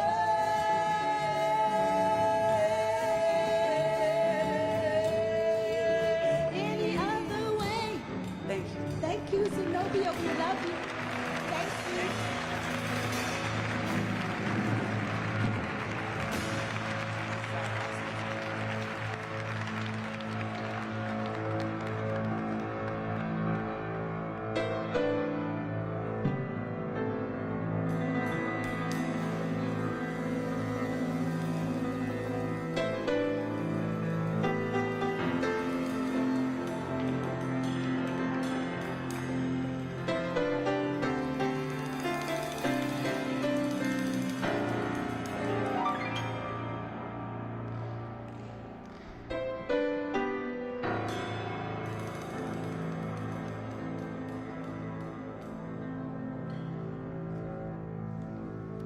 My skin is black.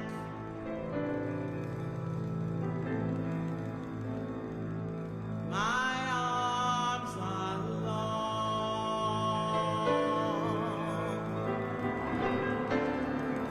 My hair is nappy.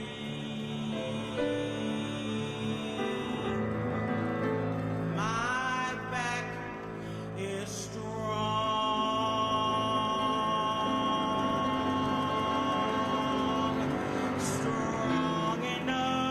enough to take the pain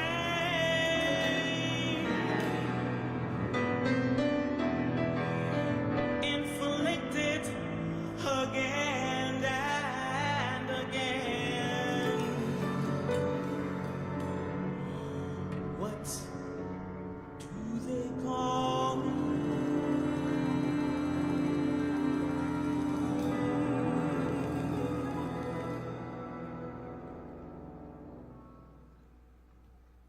My name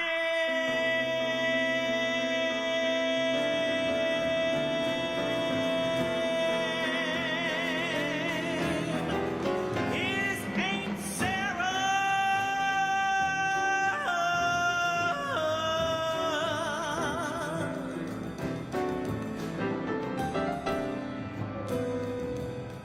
My skin is yellow. My hair is long. Between two worlds, I do belong. My father was rich and white. He forced my mama late one night. What do they call me?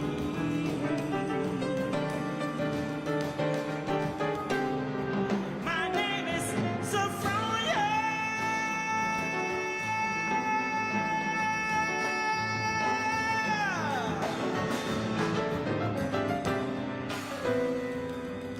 My skin is tan. My hair is fine.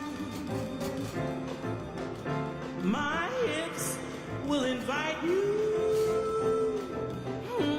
My lips are like wine.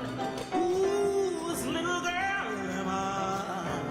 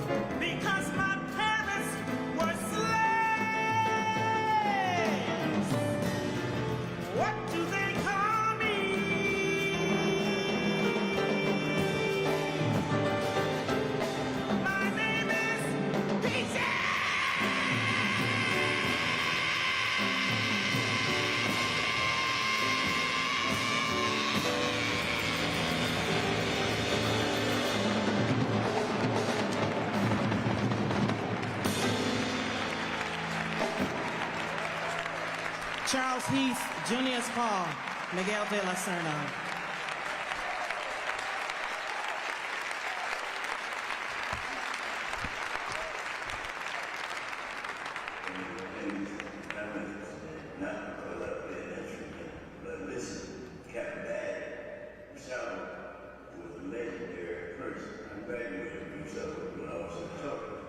Anyhow, Southwood has its own reputation as a stimulator for many people who became famous, like John Johnson and the Jazz, Gene Apple. Southwood was an extension of Phillips when they were trying to keep us contained. And that building was originally named New Windows, but a group of women meeting at George Cleveland Hall Library demanded that the new building be named after the first non-native to settle on the banks of what we now call the Chicago River. Jean-Baptiste Montesquieu, later, because people called it disabled, the change in pronunciation to New South, and we contained all the talent of that. That's when Mr. Hansberry took his second case to the Supreme Court, broke restrictive covenants. That's when so many people moved out. Guys like me returned from the army, and we moved into the new neighborhood because we had shared purpose more than they have, unfortunately, more than they have now. We had quite a bit because we were political. And in that community, they created, because of the mixture of talents, parallel institutions, parallel economic institutions like Anthony Overton and Jesse Bingham and others started businesses because of the density of the population, overcrowding. They began to move.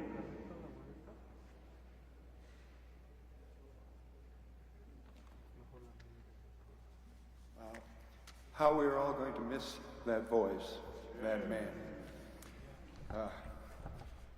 I'm Bart Schultz of the University of Chicago Civic Knowledge Project, which has for many years had the honor and privilege of working closely with Professor Timuel Black and his brilliant, wonderful wife, Zenobia Johnson Black. Another round of applause for her, please. Working closely with them to try to make this world a better place, as Tim so often put it. Like his friend Dr. King, Tim knew that love and justice go together. And that to change everything, we need everyone. He liked that idea, and he made the world a much better place. For all of you, for so many of us in Chicago and the world, showing us how to keep on keeping on, even when the skies are pretty gray. And as our next two speakers will testify, that inspiration continues, reminding us, this is how to live. We have two tributes coming up here. The first by Brandon Mercer Walker is from a brilliant young 13-year-old, 8th grader at Wilbur Wright Middle School in Munster, Indiana. He has already declared himself a young, lifelong learner. He's an honor roll student. He's already been to the White House, and he knows how to talk to the elders, including the elder, Timuel Black, and he's going to share his story about that. After Brandon, we'll hear from Dr. Lisa Yoon Lee, who is the cultural activist and executive director of the National Public Housing Museum. She's also associate professor in art history and women's studies at the University of Illinois at Chicago, and teaching faculty with the Prison and Neighborhood Art Project, also a member of the Chicago Torture Justice Memorials, a real doer. So, Brandon, come on up.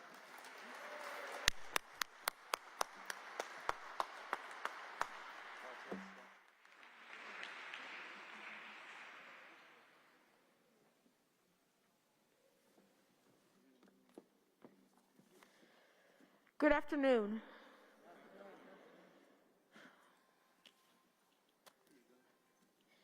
With both joy and sadness, I am sharing my remembrance of Mr. Timuel Black. It was a great honor to have met and interviewed him in his home on June 25th, 2018, when I was just 9 years old. For as long as I can recall, I have adored learning, especially about history and biographies. When I first moved from Chicago to Munster, Indiana in the 4th grade, I continued to excel in school, but I saw a big difference in the environment and was extremely shy. Especially during Black History Month, I felt uncomfortable when little was taught about the civil rights movement or how fear of discussing the past leads to problems in the present. I also noticed that many of the kids in class who said racist things were misinformed. It seemed they never learned more than the same few major events that marked the movement. So, I talked with my family and decided I wanted to support equality and justice for all by doing my part to help educate the kids who will one day lead the world.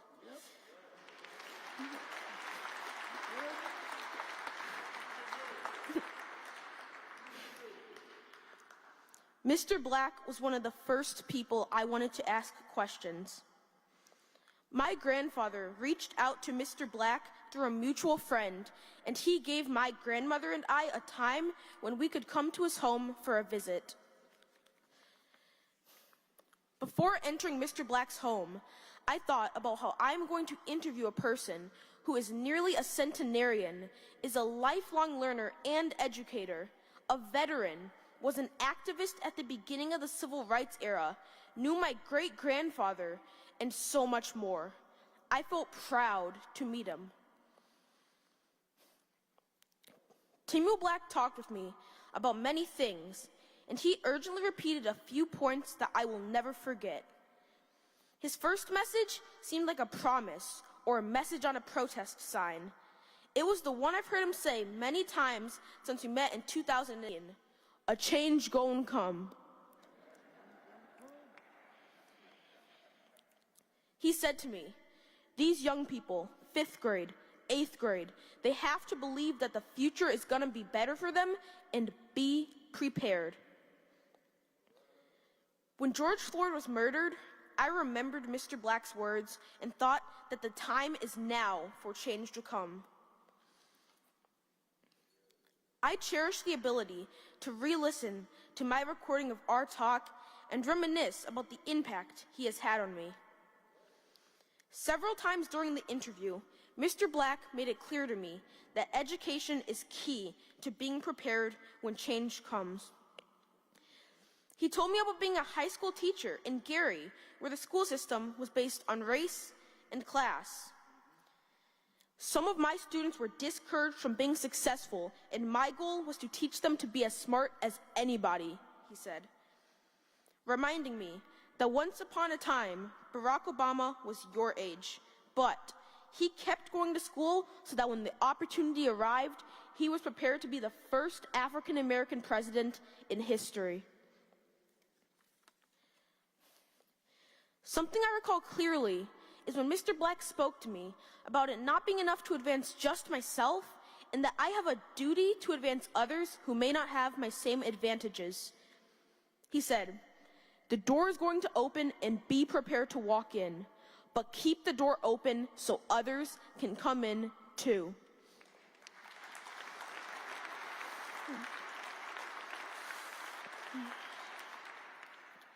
Although Mr. Black never mentioned this topic during our talk, when I remember him, I think of Black excellence, which I understand now to be both a mindset and action, a driving force for positive change passed on from generation to generation. When I learned of his passing, I realized that during my interview, Mr. Black was opening the door for me. I felt in my stomach a renewed drive to pursue the best possible education and do my part to help solve life's challenges in a way that benefits others as well as myself.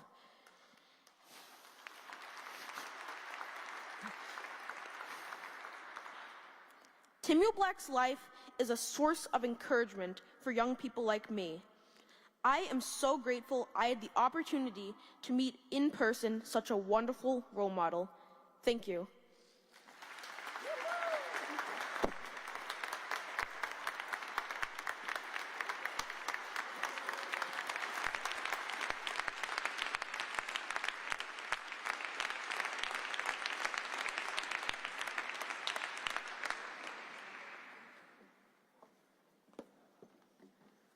That won't be the last time we hear from Brandon, I'm sure. To my dear Zenobia and Tim's family, and to the honored guests, and to all of you, I'm so honored to be here with this beloved community.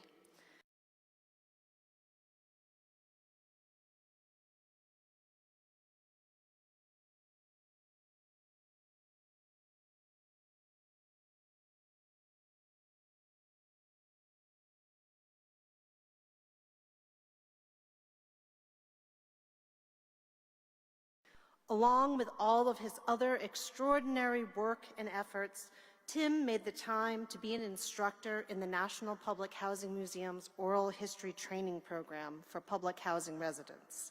As part of our Cultural Workforce Training Initiative, an effort to create the nation's largest collection of stories about public housing, this archive is also a call to our nation to have a more inclusive foundation for the stories we preserve and disseminate.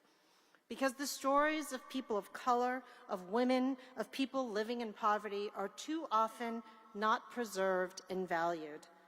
But Tim believed otherwise. He advocated and understood how important it was to change the single story about public housing history, one that is usually only about crumbling buildings, racialized poverty, or gangs and violence. Tim understood the untruth and dangers of reducing complex human beings and situations to a single narrative. Tim knew not just because he was a brilliant historian, but he knew from a lifetime of listening closely that public housing was also a history of family, of collective joy, of political organizing, resistance, and resilience. Stories of not just surviving, but of thriving. Stories that we can all learn from. When Tim came to teach at the museum, he wanted to make sure that the story of Miss Gwendolyn Brooks was remembered and told, of how she was living in public housing at Princeton Park Homes at 9134 South Wentworth in a dark apartment on May 1st, 1950. She couldn't afford to pay the electric bill when she got the call to inform her that she won the Pulitzer Prize. Tim wanted us to remember and tell the story about how her community chipped in so she could pay the bill, so that when the camera crews came to interview her, there was light. Tim wanted also to tell the story of how Miss Brooks helped to fund the poetry and art programs at Jenner School at Cabrini Green. There was seldom a time I would see Tim when he wouldn't remind me to please share the story of 6140 South Rhodes Avenue, a story he would beautifully tell to enraptured students on bus tours about the house that Carl Hansberry purchased in a time of legally enforced segregation and racial covenants, the home that was the inspiration for Lorraine Hansberry's Raisin in the Sun. And Tim, of course, always wanted us to remember all the musicians who had grown up and come from the projects, Jerry Butler, Curtis Mayfield, and so many more. But even more importantly, he urged us to record, preserve, share stories of so-called ordinary people, because those were the stories he cherished the most. Chimamanda Ngozi Adichie reminds us, when we reject the single story, when we realize that there is never a single story about any place or person, we regain a kind of paradise. Tim urged us to create that kind of paradise here on earth. He showed us by example that personal and social transformation is not a magical process, but a lifetime of dedicated work and accountability to our communities. He always had a principled position and stance, and he wasn't afraid to change his mind or admit when he was wrong, because he listened so closely to all of our stories. And he stood in solidarity with teachers, union organizers, with Black youth protesting hospital and school closures, against police brutality and unjust monuments and memorials. Tim also insisted on telling the same stories over and again, not because he was forgetful, because there was always nuance and layers to a story, and the invitation to listen more closely. I will particularly cherish the evening I spent this past June with my husband Adam, Dr. Eve Ewing, Tim, and his beloved wife Zenobia, laughing, making, and eating Louis Armstrong's favorite recipe of red beans and rice for the National Public Housing Museum Summer Gala. Tim was already more fragile than I had ever seen him, but he made sure to share the stories of when he met Louis Armstrong. I am so honored that when the National Public Housing Museum opens in our permanent space in the last remaining building of the Jane Addams homes on the near west side of Chicago, we will honor Tim's legacy and carry on his work by inaugurating the Dr. Timuel Black Oral History Recording Studio and National Archive.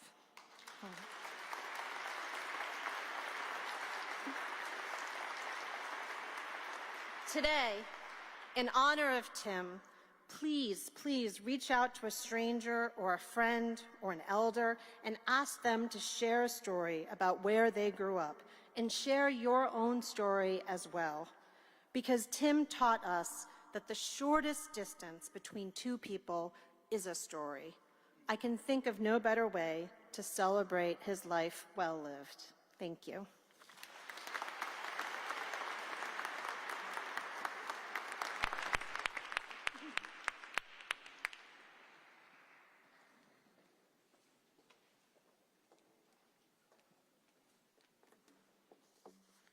Good evening. This has been fantastic. I don't know about you, but I feel as though I've been watching a PBS special live and in person. Between the music and the speeches, it's just been fantastic. I am looking across the chapel and I see so many familiar faces from the many events that we have shared together, celebrating Tim's 100th birthday at the South Shore Cultural Center, and then last year virtually, as we enjoyed his birthday party, we drove around Drexel, around and around and around. So if you were there, you know what I mean. Take a look at the program. I'm sure that you will see that we are just about in the home stretch, but we have a bit more to go. I know you've been sitting for about 2 hours, so I'm going to allow you to take a union break. You can stand up for 30 seconds and stretch and turn around and say hello to your neighbor with your eyes. Go ahead, you can do it. I mean it. I mean it, get up. Okay, union break is over. Our next speaker, the union break is over. 30 seconds. I'm sorry, Greg. I know it should be longer. Our next speaker really doesn't need an introduction. Chancellor Juan Salgado focused his career on improving education and economic opportunities for residents in low-income communities. And while they did not work together, and I'm sure that Juan was just a twinkle in his father's eye, Dr. Black left his incredible mark on city colleges. He held many positions between 1969 and 1989 and retired. He was instrumental in the renaming of the Loop College that we now know today as Harold Washington College. Please join me to give a warm welcome to Chancellor Salgado.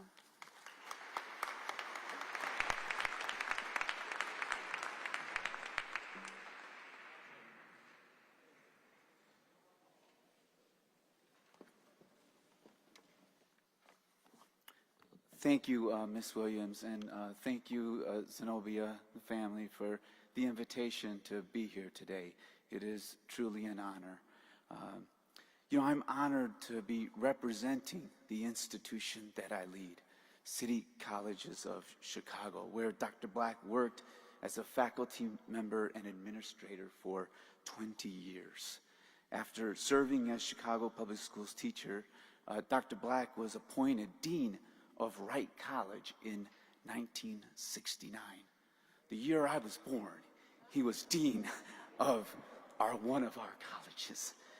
He held several subsequent roles, including Vice President for Academic Affairs at Olive Harvey College, Director and Chairperson of Community Affairs for the entire district, and a professor at Luke College, which changed its name to Harold Washington College, largely due to Dr. Black's influence and advocacy. He did retire from City Colleges in 1989. Last March, we had the opportunity to award Dr. Black with the Ella Flagg Young Award in recognition of leaders that embody the vision and commitment to education of Ella Flagg Young, the first woman in America to head a major urban school system right here in Chicago. Dr. Black recognized the value of community colleges as a tool of upward mobility and empowerment and a means of creating a more inclusive Chicago economy that unleashes the talent of all of its residents. He cared, as we do, about removing barriers for students who have been historically and systematically locked out of higher education by cost or discrimination. City Colleges is an open access institution. It affords Chicagoans a freedom to learn and a freedom to grow that was core to Dr. Black's purpose in life. There are many, many Tim Blacks in City College's student body today, and many, many Tim Blacks that will be coming to City Colleges tomorrow. Students with strong values, keen minds, and big hearts who can't stand injustice. We want to help them change their community and make Chicago a better place like Dr. Black did. That is why we've announced the creation of the Timuel D. Black Scholars at City Colleges of Chicago. I'm pleased to announce this scholarship has been seeded with a $250,000 commitment from City Colleges, which we will continue to seed and will be awarded to learners who inspire to drive change in their communities. The City Colleges of Chicago Foundation, led by Rhonda Brown, will continue to raise funds to support and expand the scholarship. In addition to providing tuition fees and books, the scholarship will offer students the opportunity to be in fellowship, gain critical leadership skills, and access funds to help support their efforts to strengthen Chicago. Dr. Black was a scholar, a leader, and an icon who inspired generations to become activists and change agents. With this scholarship, we hope to fulfill the promise that embodies Dr. Black's legacy by emboldening others to follow his footsteps. On behalf of the City College's Board of Trustees, led by Chair Dr. Walter E. Massey, as well as the 68,000 students we serve each year, and our more than 4,000 faculty and staff, a very diverse faculty and staff indeed, thanks to his efforts over the years. I also want to present to Ms. Zenobia Black and the Black family a formal resolution in honor of the memory of Dr. Black that was passed by our Board of Trustees on November 4th, 2021. Thank you.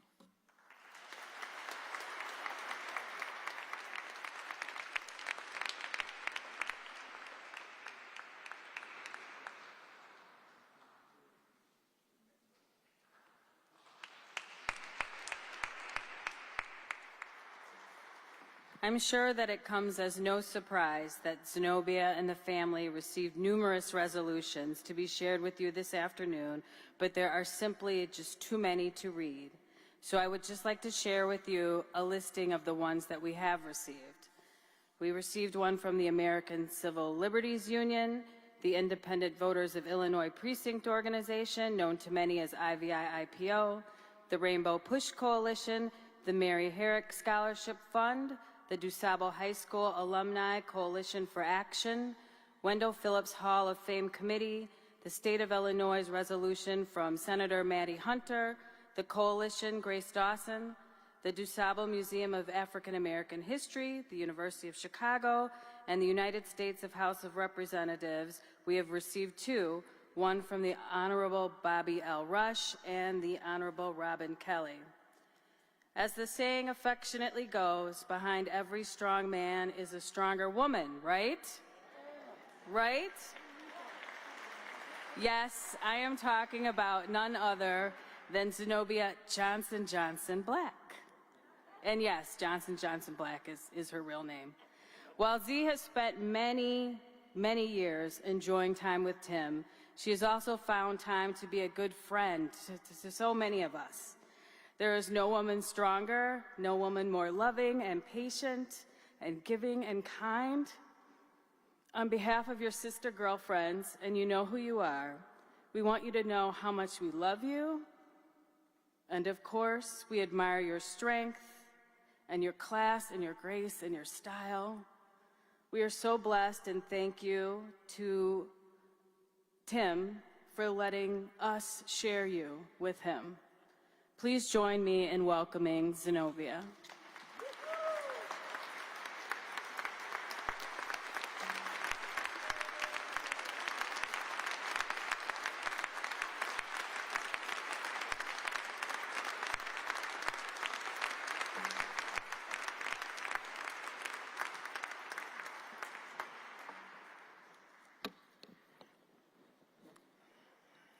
I just want to say thank you. Thank you to everyone who worked hard to make this day happen. To everyone who came out in the cold rain to pay tribute to my husband, Tim. Thank you so much. Today is really all about love. The love of one man for his community. Tim loved music, he loved books, he loved social justice, he loved teaching, and he loved me.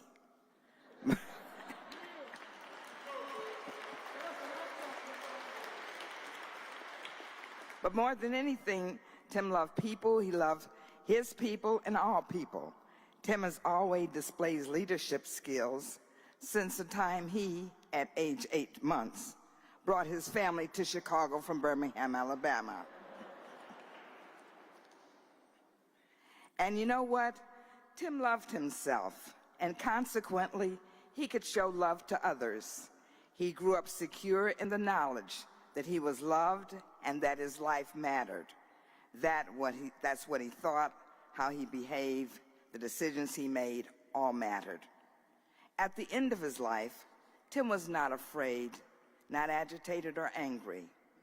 He would say he had lived so much longer than most. He was grateful to still be here. He regretted that the combined effects of his aging body and the pandemic kept him home most of the time. He would have preferred to be out and about, going to lots of meetings, socializing, and enjoying live jazz at Room 43 on Sunday evenings.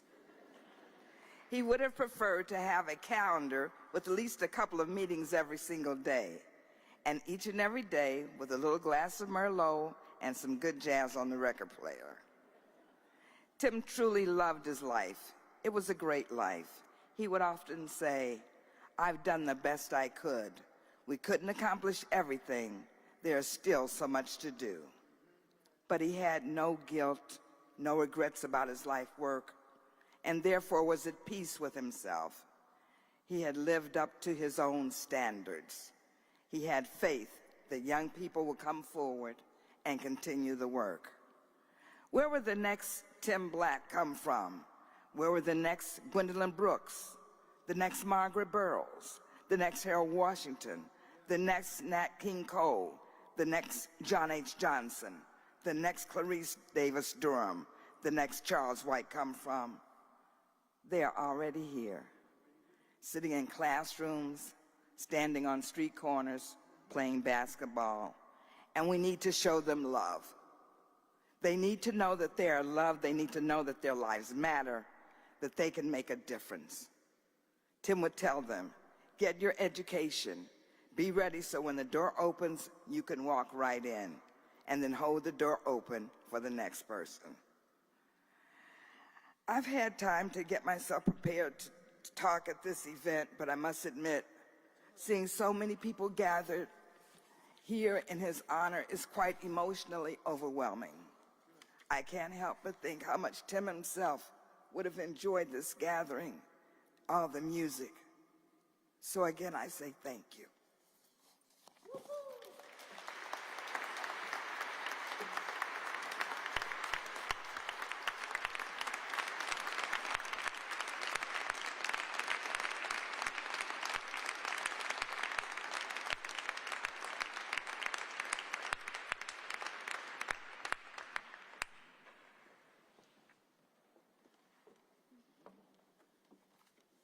Good evening, everyone. I'm Natalie Moore. Thank you, Zenobia, for letting me speak and be a part of this program. The first time Tim called me his honorary granddaughter, my heart fluttered. I was so thrilled. And then I realized that he had a whole bunch of other honorary granddaughters, grandsons, grandchildren. But after I got over my feelings about that, I realized how important that is, that so many of us looked up to him and that we were a part of his family. I am really indebted to him with my journalism career, listening to him explain to me what Shelley versus Kramer was, telling me about delivering milk to the Hansberries, and telling me about teaching Jeff Fort and what he said to him. I won't repeat in church, but it's on the first page of my Blackstone book. So he was a model for us, and I learned so much. And if you haven't read Sacred Ground, it is, I don't mean to be irreverent by calling him the Black Forrest Gump, but just everything he has touched in this century, it is truly amazing. So, the Negro spiritual is a form of music much loved by Tim. Of the spiritual, Frederick Douglass wrote, "Every tone was a testimony against slavery, and every prayer to God for deliverance from chains." We are pleased to present pianist Robert Irving III's arrangement of Walk With Me, performed by veteran gospel vocalist Kathy Townsend and young up-and-coming vocalist Ajane Cook. Following the music selection will be the eulogy from Jonathan Jackson.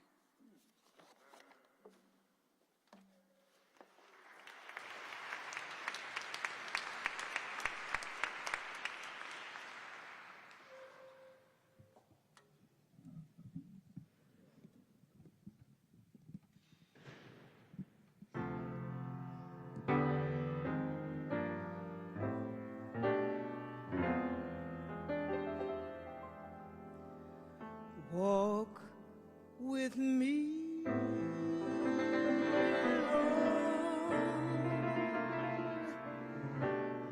Walk with me. Walk with me, Lord. Please walk with me.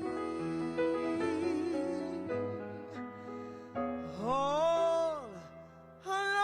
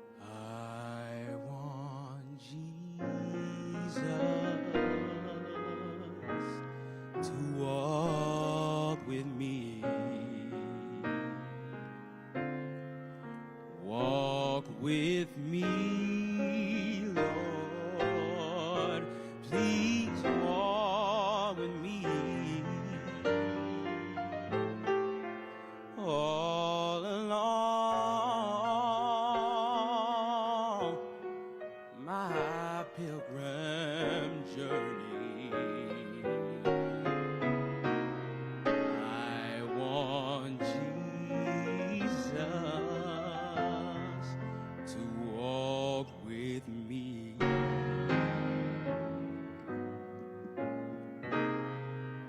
Walk with me, Lord. Please walk with me. Walk with me, Lord. Walk with me. All along my pilgrim journey. I want Jesus, yes I did, to walk with me in my trials. Walk with me. Oh, in my trials, Lord, walk with me. When the shades of life are falling, oh, I want Jesus to walk with me. Oh, in my sorrow, oh Lord, walk with me. In my sorrows, Lord, walk with me. Oh, in my heart is failing. Oh, yes, I want Jesus. So please, won't you walk with me? In my troubles, Lord, walk with me. Oh, in my troubles, walk with me. Yes, when my life becomes a burden, I want Jesus to walk with me. Walk with me, Lord. Walk with me. Oh, walk with me, Lord. Walk with me.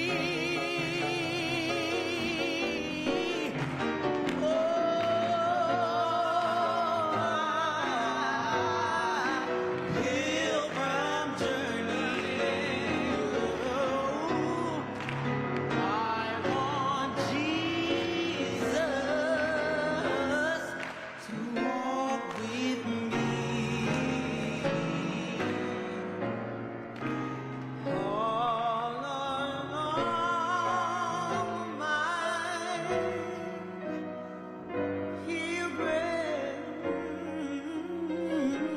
journey, I want Jesus to walk. I want Jesus to walk. I want Jesus to walk. Say it one more time. I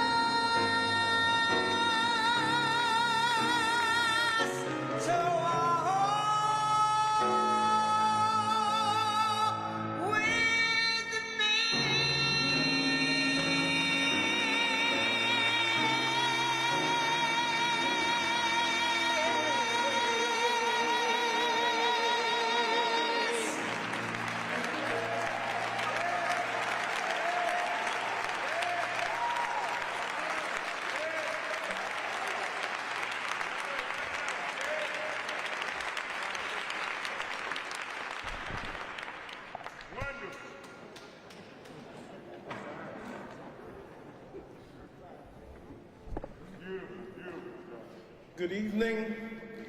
It is my pleasure and my privilege to stand here in my father, Reverend Jesse Jackson's rightful place. My father in heart and spirit wishes he could be with you today. My father oftentimes reminds me that he will wear out and not rust out. My father, the Reverend Jesse Jackson, has told me on numerous occasions that there is no retirement in the Bible. Although he has had some health challenges recently, he is a friend and brother beloved spiritually of Brother Timuel Black, a man who died fighting, never quitting, never giving up. The words that we heard, I wish I could stand on a star. I wish I could be where you are. They say don't ever give up. It's so hard to be something when you're not. We come to give God our honor, to thank him for the life of Timuel Black. We'd also like to have a very special warm thoughts for Miss Zenobia Black, his friend, his mate, his partner, his love, and his co-collaborator, activist, freedom fighter, educator. Stand up and give Zenobia a loving round of applause.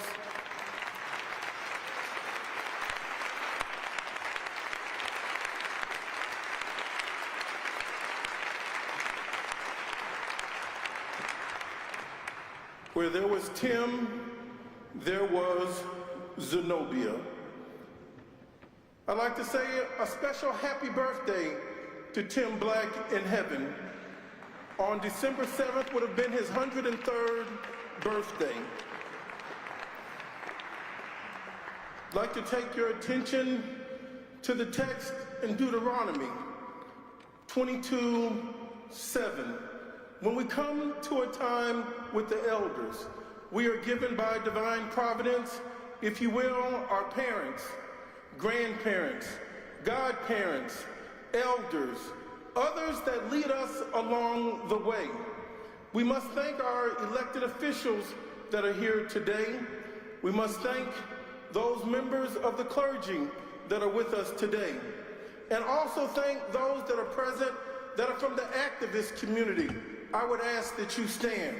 I would ask the students of Timuel Black to please stand. Those are the persons that warmed his heart over and over, someone that had some fight in them, someone that wanted to stand up and make a difference. That's the Timuel Black the Reverend Jesse Jackson knows. Miss Zenobia, not that long ago and not that far away, I would like to capture my thoughts on Brother Black. Not that long ago and not that far away. Mr. Black is the missing link in our history. God granted him 102 years of age, not for himself, but for us. 102 years of age. Some people would say that slavery was a long time ago, and you need not be concerned about it. Mr. Black knew firsthand from his grandparents and his parents the horror of slavery. Not that long ago. Mr. Timuel Black, some would say, don't be concerned about the history and the sabotage of lynchings. Mr. Black knew firsthand the detriments of lynching coming out of Birmingham, Alabama. Some would say Jim Crow was never that bad. The segregation of schools and the exploitation of African Americans. Timuel Black knew firsthand, not that long ago and not that far away. Mr. Black, I remember talking with him after Hidden Figures came out, Miss Zenobia the movie. I was with my grandmother, Miss Gertrude Graham. And I said, Gertrude, have you seen Hidden Figures? She said, are you talking about Catherine? I said, Catherine who? She says, Katherine Johnson, the scientist that did the math. I said, how do you know you've not seen the movie, Grandma? She says, that was my neighbor in Newport News, Virginia. not that long ago and not that far away. So I asked Mr. Black, can you tell me something about the era of Miss Johnson and when they came up? He says, Jonathan, remember in the Brown versus Board of Education.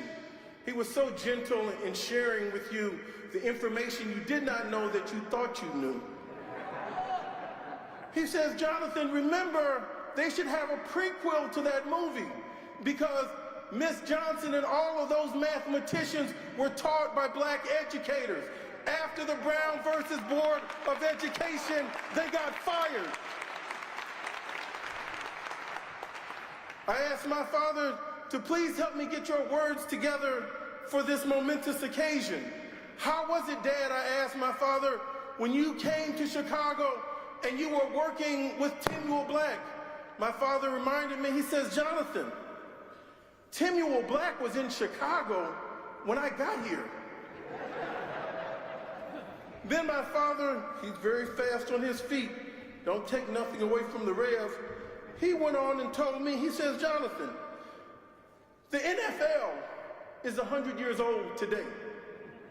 He says, broadcast radio, the license of radio, Mr. Starks, is 100 years old. The Drake Hotel is 100 years old. The Holland Tunnel is 100 years old. UCLA is 100 years old. Everybody met Tim Black when they came to Chicago.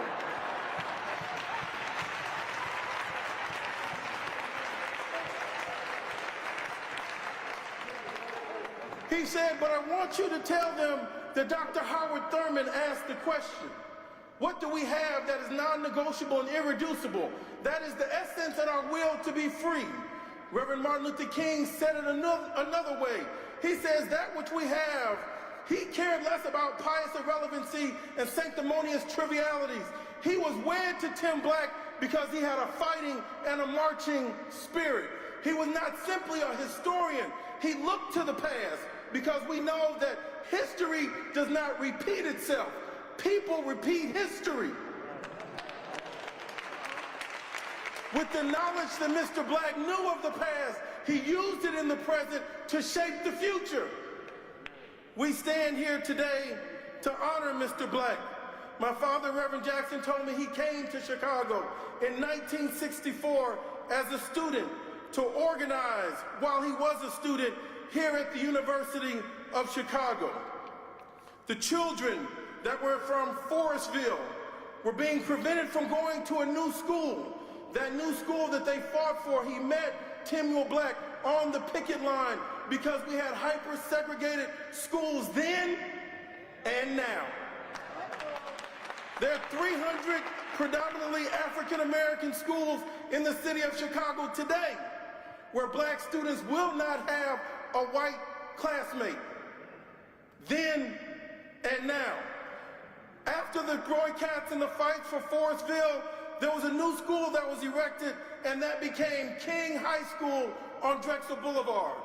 There was resistance to having the name King High School because some city leaders thought there would be a riot every January 15th just because it was named after Reverend Martin Luther King. He went on to tell me that Timuel Black helped organize and bring Reverend Martin Luther King to Chicago. Why was that significant? Because when Martin Luther King came to Chicago, there was resistance even by members of his own faith and the clergy to say we don't need Reverend Martin Luther King in Chicago. Some African-American ministers that were on plantation politics were so wed to Mayor Daley, they told him, must Daley bear this cross alone? There was a minister that was so upset that after they changed South Parkway Boulevard from South Parkway Boulevard to Martin Luther King Drive, he changed his address so he wouldn't have to see King's name on his mail. Oh, we're talking about Timuel Black today. My father says Tim had an authority in his voice. His voice had a wisdom. After King left Selma, he came to Chicago. I was on many television programs with my father and Mr. Black, and my father and Mr. Black told me there was northern regulations and there was southern segregation, that Jim Crow in the North became more insidious, and our challenges still must continue to be fought. He told me that Tim was a man that opened doors and brought people in and brought people up. He was the master teacher. He says that great leaders are creditors, great teachers are creditors, great teachers leave something more behind. They are not our debtors, they are our creditors. You remember that person who taught you something special. Where we are now is a function of where we have fought for and stood. I remember on the last time I was with my father in South Africa, and word got out that my father was in town, Reverend Jackson, and President Mandela had heard he was in town and was no longer receiving public audiences. And he asked my father to come by to his foundation. We came there, and Mr. Mandela's ankles were swollen and could barely stand. My father came, he stood up, and people were asking him to please, Madiba, sit down. And he exclaimed to the top of his voice, "Freedom fighter," when he greeted the Reverend Jesse Jackson. My father, if he had his voice and could stand before you today, he would look at Timuel's Black image and his memory and say, "Freedom fighter," a man who gave his all for his people. He would tell you that Tim got better and was never bitter. That we must understand that Tim was born in the era of America's disgrace, when African Americans could not own one of those NFL teams, could not own one radio license, could not go to the Drake Hotel, could not walk across certain streets or even go to Rainbow Beach right here in the city of Chicago. This did not happen by chance. Others fought, and Tim is on that right side of history. I asked my father about Brother Timuel Black, and he told me that Timuel wanted to have the spirit of the Tuskegee Airmen after he came back from World War II. He fought Nazis abroad and had to fight Jim Crow and Nazism right here in the United States of America. Tim had the spirit of victory abroad and victory at home. Tim came back to fight. He was unapologetic about the stances that he took. Being with Reverend Martin Luther King was not popular when Tim opened his arms to Brother Martin Luther King. And in closing, I will tell you, Tim is a man's man who transcended generations. I can see him now sitting at Valois's, leading, eating, and teaching. I can see him with a class outside of the walls. He would have students around him, freely teaching. It is through Tim that I understand teachers do not teach for a living. Teachers teach for life because it's in them and it's something that they cannot put aside. Tim Black, we thank God for you and our ancestors. My father lastly told me, he says, Tim, for a century, was on the right side of history, Alia. For a century, Zenobia, Tim was on the right side. And Reverend Smith, as Tim is greeted into heaven on his 103rd birthday, my father, Reverend Jackson, told me, Tim does not have to have any apologies to God.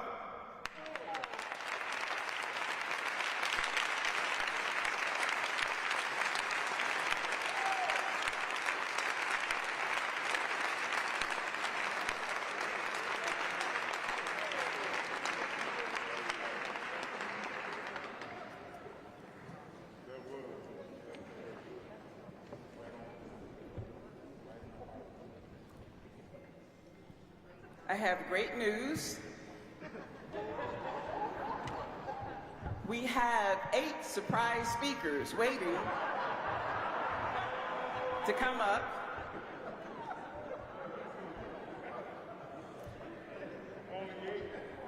Only 8. This has been a wonderful remembrance and celebration in honor of Timuel Black.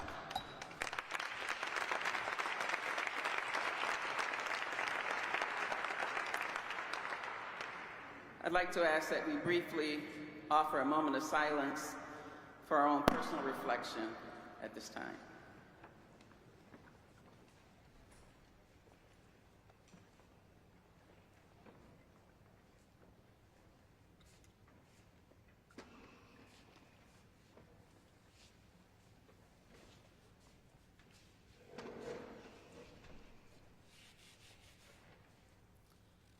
Thank you. Well, I do really have good news now. The AACM's Great Black Music Ensemble reflects the organization's motto, Ancient to the Future. The ensemble, conducted by Mawada Bowden, will make a joyful sound and then lead us all in a second line procession out of the chapel. We invite you to join the second line after the family and our special guests in the front pews follow behind. It says here, we need to clear out the chapel by 6 o'clock. We way past that. So, put your coats on and your hats very quickly and dance your way out. But thank you all very, very much for these really warm remembrances of Tim. God be with you all. Thank you.